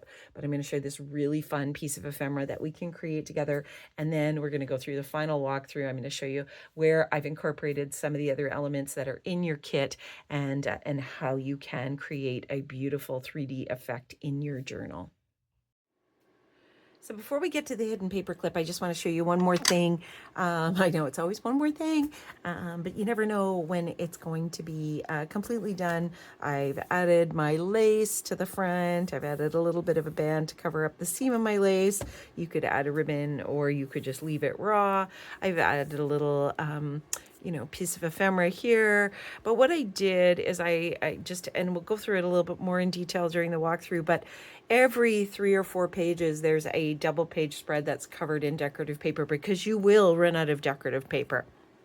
So what I decided to do was I didn't want the pages in between to be completely white. So what I did is I went back to my palette and I just gently inked the pages so that they blended in. And there's, you can do it as dark or as light as you like, but you can see then they all start to blend together. This just looks way too stark to me. So I'm going to take probably half an hour and I am going to finish all my unfinished pages like this before I start, layering in maybe some belly bands and ephemera and things like that so that I have a consistent look through my album and get that kind of the way that I want it. The other thing you could do is go back, and I may actually do that as well, to some of the pages, that little vintage photo distress ink antiquing tip that I showed you where we've actually splattered some of the pages. I may go in and do that as well as a finishing element. So it's going to be a surprise to all of us, but we're going to come back. We're going to do our hidden paperclip, and then we're going to be ready to look at the finished album. And we're down to the final element for our book, and then we're going to walk through. I've finished all 44 pages. I'm pretty excited. It is a hidden paperclip. So in your kit, you have a paperclip, and I'm sure you're wondering why I put it there. So what you need to do, and again, this is completely arbitrary. So this is about 2.5 inches wide, and I think it's 5 inches. I've made one end shorter. I'm going to make my back end of the hidden paperclip shorter than the other one. And when you see it go all together, you're going to see that it really doesn't, there's no kind of rhyme or reason or necessarily a right or wrong in how you're going to do this. And I'm just going to hit my edges with this just to cover it up. And I will tell you that in my finished product, I ended up using a lot of frayed burlap, which we hadn't used in our palette, but I was pretty happy with kind of that vintagey aged look that it gave. So you're going to need this, and then you're going to need a piece to cover it. So I've just chosen this one. It's a great time to go back through your scraps and figure out what you have left. And then all you're going to do is take the paperclip. There you go. And we are going to glue it over to cover our page. So I'm going to cut that down so it makes it a little bit smaller. Let's just see where I'm at here. So use your fold as a guide. It's better to have a bit of overlap to trim off after. But this is a really fun element to add to your book. I have the perfect page for it.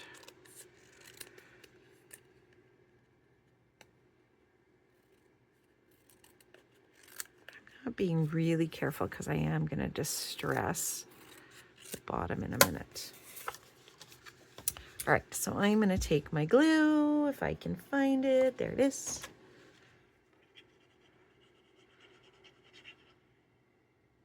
And you want to make sure you really get all your edges on this. This one is not cooperating. So I'm going to use my Tombow on this. Ooh, it's a little bit thicker.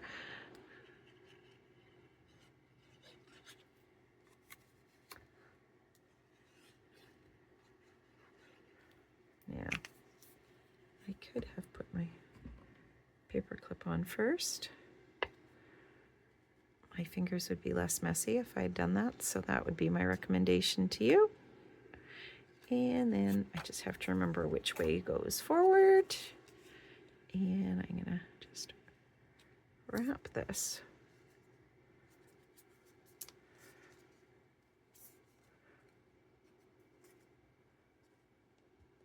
I got glue all over my hands.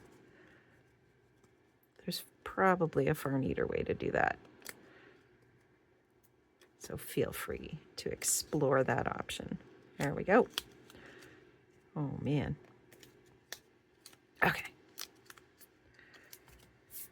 Just rub this glue off and square it up. I'm going to move this out of the way. There we go.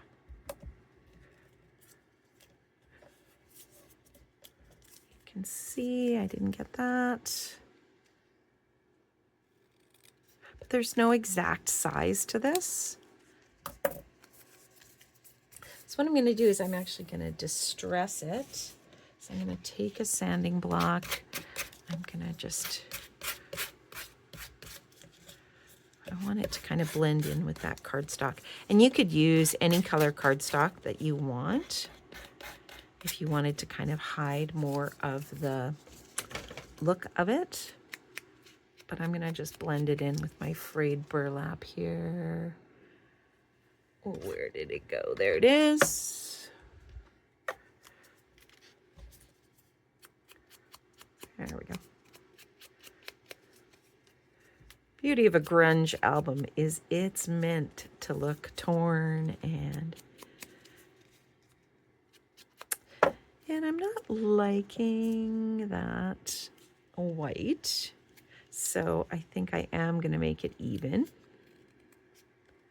If you'd used a dark colored cardstock, then absolutely you could have one end longer than the other. And I'm just going to cover up my white core here. Here we go. So there it is. Now it's just all about the decorating, right? So I looked at some of the pieces I had left over, and there's so many great pieces that you could use. But I really liked this one because it reminded me of a paperclip. So I am going to measure. So this is 2 1/4. So I'm going to measure down 2 inches. Actually, if I use this, that'll show me my 2 inches right there. And I'm going to tear it using the metal ruler.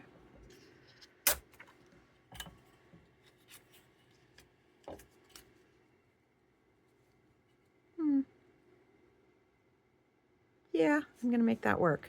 And then it is, I think it's 2 1/2 wide, 2 1/2 wide. So I am going to actually trim that. I'm going to keep that edge more rustic. And I'm going to cut it at 2 1/4. There we go. So if I did that right, if I did it wrong, I've got lots of other paper. Oh, no, there we go. So there's my cover. And so I'm going to glue that down.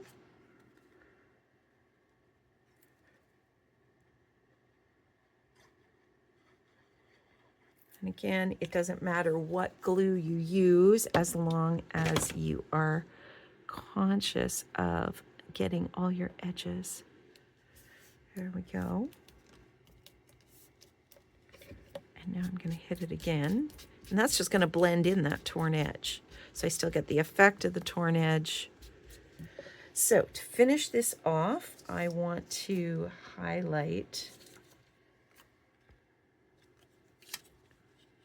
this peony. So this one actually. So there's a couple of options here. I could, if I wanted to, oh, look, little square. I like that it covers that up. So I could, if I wanted it to be more 3D like that, I could back this onto cardstock and fussy cut it so that it is a solid element. And maybe we will do that. So we're just going to give it a quick glue down.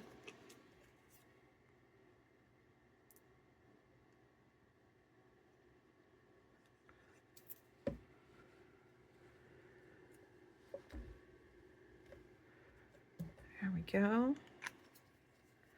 And grab my fussy cutting scissors. You could even take the element right out of that page. This is one of the ones off the fussy cutting sheet. Now, normally I would also wait for my glue to dry, but because I'm creating on the fly here, we're just going to roll with it. Part of the creative process. Sometimes when I'm planning this, you know, best laid plans, I never know exactly how this is going to go, but it all works out in the end.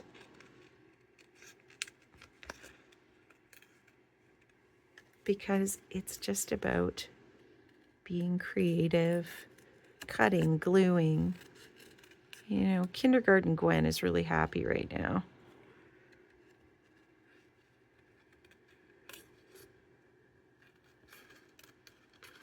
Focusing on moving my paper and not worrying about my scissors so much. I'm just trying to cut this excess away so it's not in the frame for you when I put it together. There we go. And again, I don't want that white core, so I'm just gonna hit it with the frayed burlap, blend it in. And it could be any color that you have available to you. And now I'm going to take this last piece. So what I'm going to do to make sure that I'm not getting glue on the outside is I'm actually going to use the frame of the flower, right? I'm going to use the background of the flower, and I'm going to put it right on the paper clip.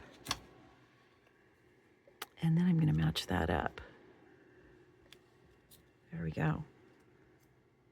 And there's my hidden paper clip. Now again, I would let it dry. You've got all kinds of great words. You could have, something like that on there. So you could still build this up as much as you wanted. But I have the page. You can get a sneak peek at the finished album here.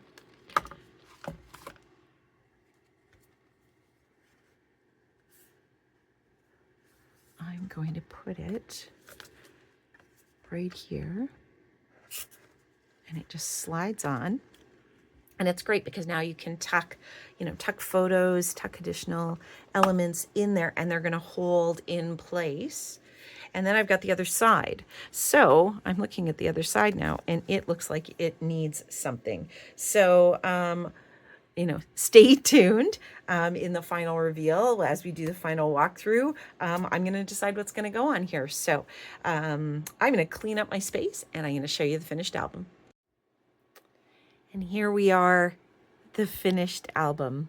It has been a process, and I am just so excited to share it with you. The only thing that's missing is in your kit, you all got these beautiful little antique keys, which are perfect for hanging off the edge of this. So when you see the sample in the store, it will have that.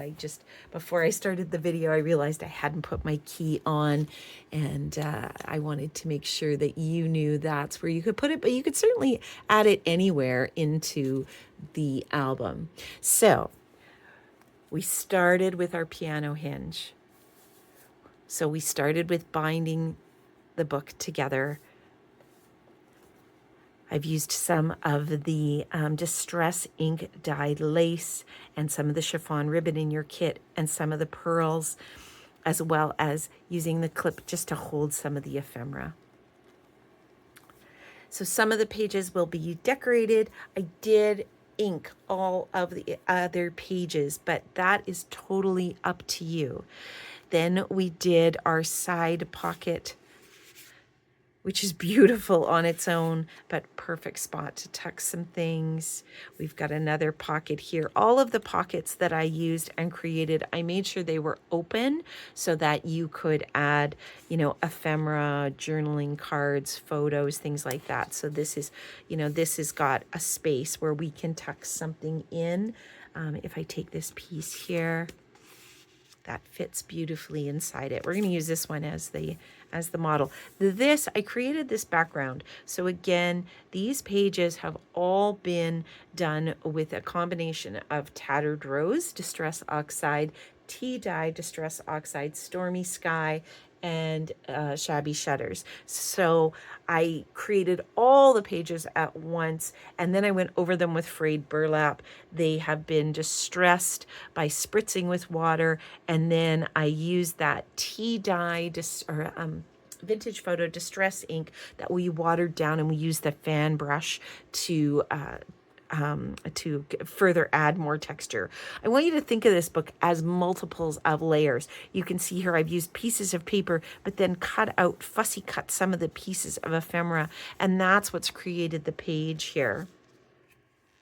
Here I've got one of our, cut out envelopes. It's got a great little tuck here. Here's another tuck with an envelope. This is open so we can stick something in underneath this. This is also open so that, something can go in here, a tag. This envelope is cut open. This is our side pocket, which I have put one of our larger postcard pieces from the mixed media book in, and I backed it. And so that's a beautiful spot for a journaling card. This, I just created the background. And what I did is, as each page evolved, as I inked each page, different colors tended to be very present in that page. And so when I was covering the pages. And I want you to think about, I used pieces because, earlier in the class, I told you that we aren't going to have enough paper to cover every single page. So I've torn paper and I've edged and I've put it in the center and I've used different creative ways to cover all the pages. Here I've created a side belly band that just tucks right in here. And this, this will hold as well. This, I've used paper to cover the centers. And I'll be really honest with you, the reason I used paper here is I wasn't really happy with the job I did on my inking. So I wanted to make sure that everything was still blending well. Here's our double gatefold, and I'm hoping we can get it in the shot. So I'm going to open it up, and you're going to see that what I did to cover those seams as we built that is I just took a 4-inch strip, a 4x6-inch strip, tore it, and covered up my seams.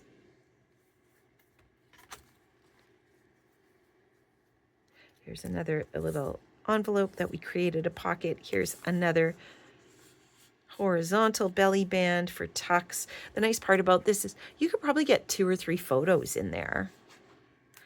This is open, ready for some ephemera or memorabilia to be tucked in here. Here's our folio that we created together.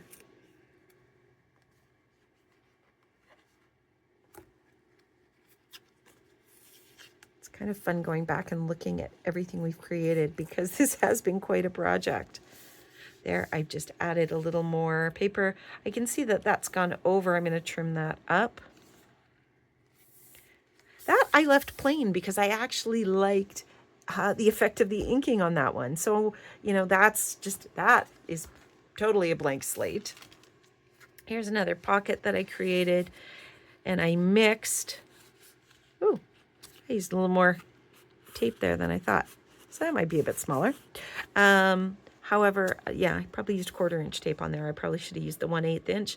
And I've combined the decorative paper with one of those belly band strips and then a little piece of fussy cut ephemera. This is our side pocket that we use the door paper on.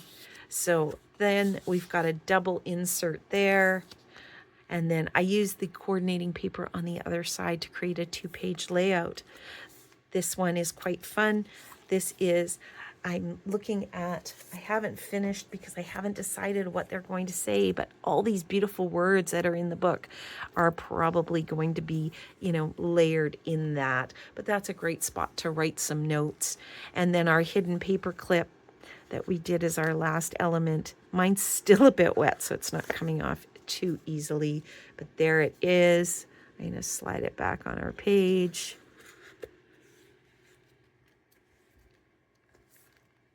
And there it is on the other side. Here we've got a vertical belly band. And then our double file folder, which was one of the first pieces that we started with. The other things that I did that just added that little bit of extra detail is I took a gold Posca pen and I gilded the edges of the album. I wanted it to look like, this book was found in a desk drawer or in in an armoire somewhere. So you can kind of just see the edges to it. But there it is. That's my project finished. I can't wait to see what you create and how you put your spin on it. I think this would make a fantastic art journal, and you could just leave all the pages blank and then just create as you are inspired. But I've hoped you've enjoyed this time with me, and I will see you at the next project.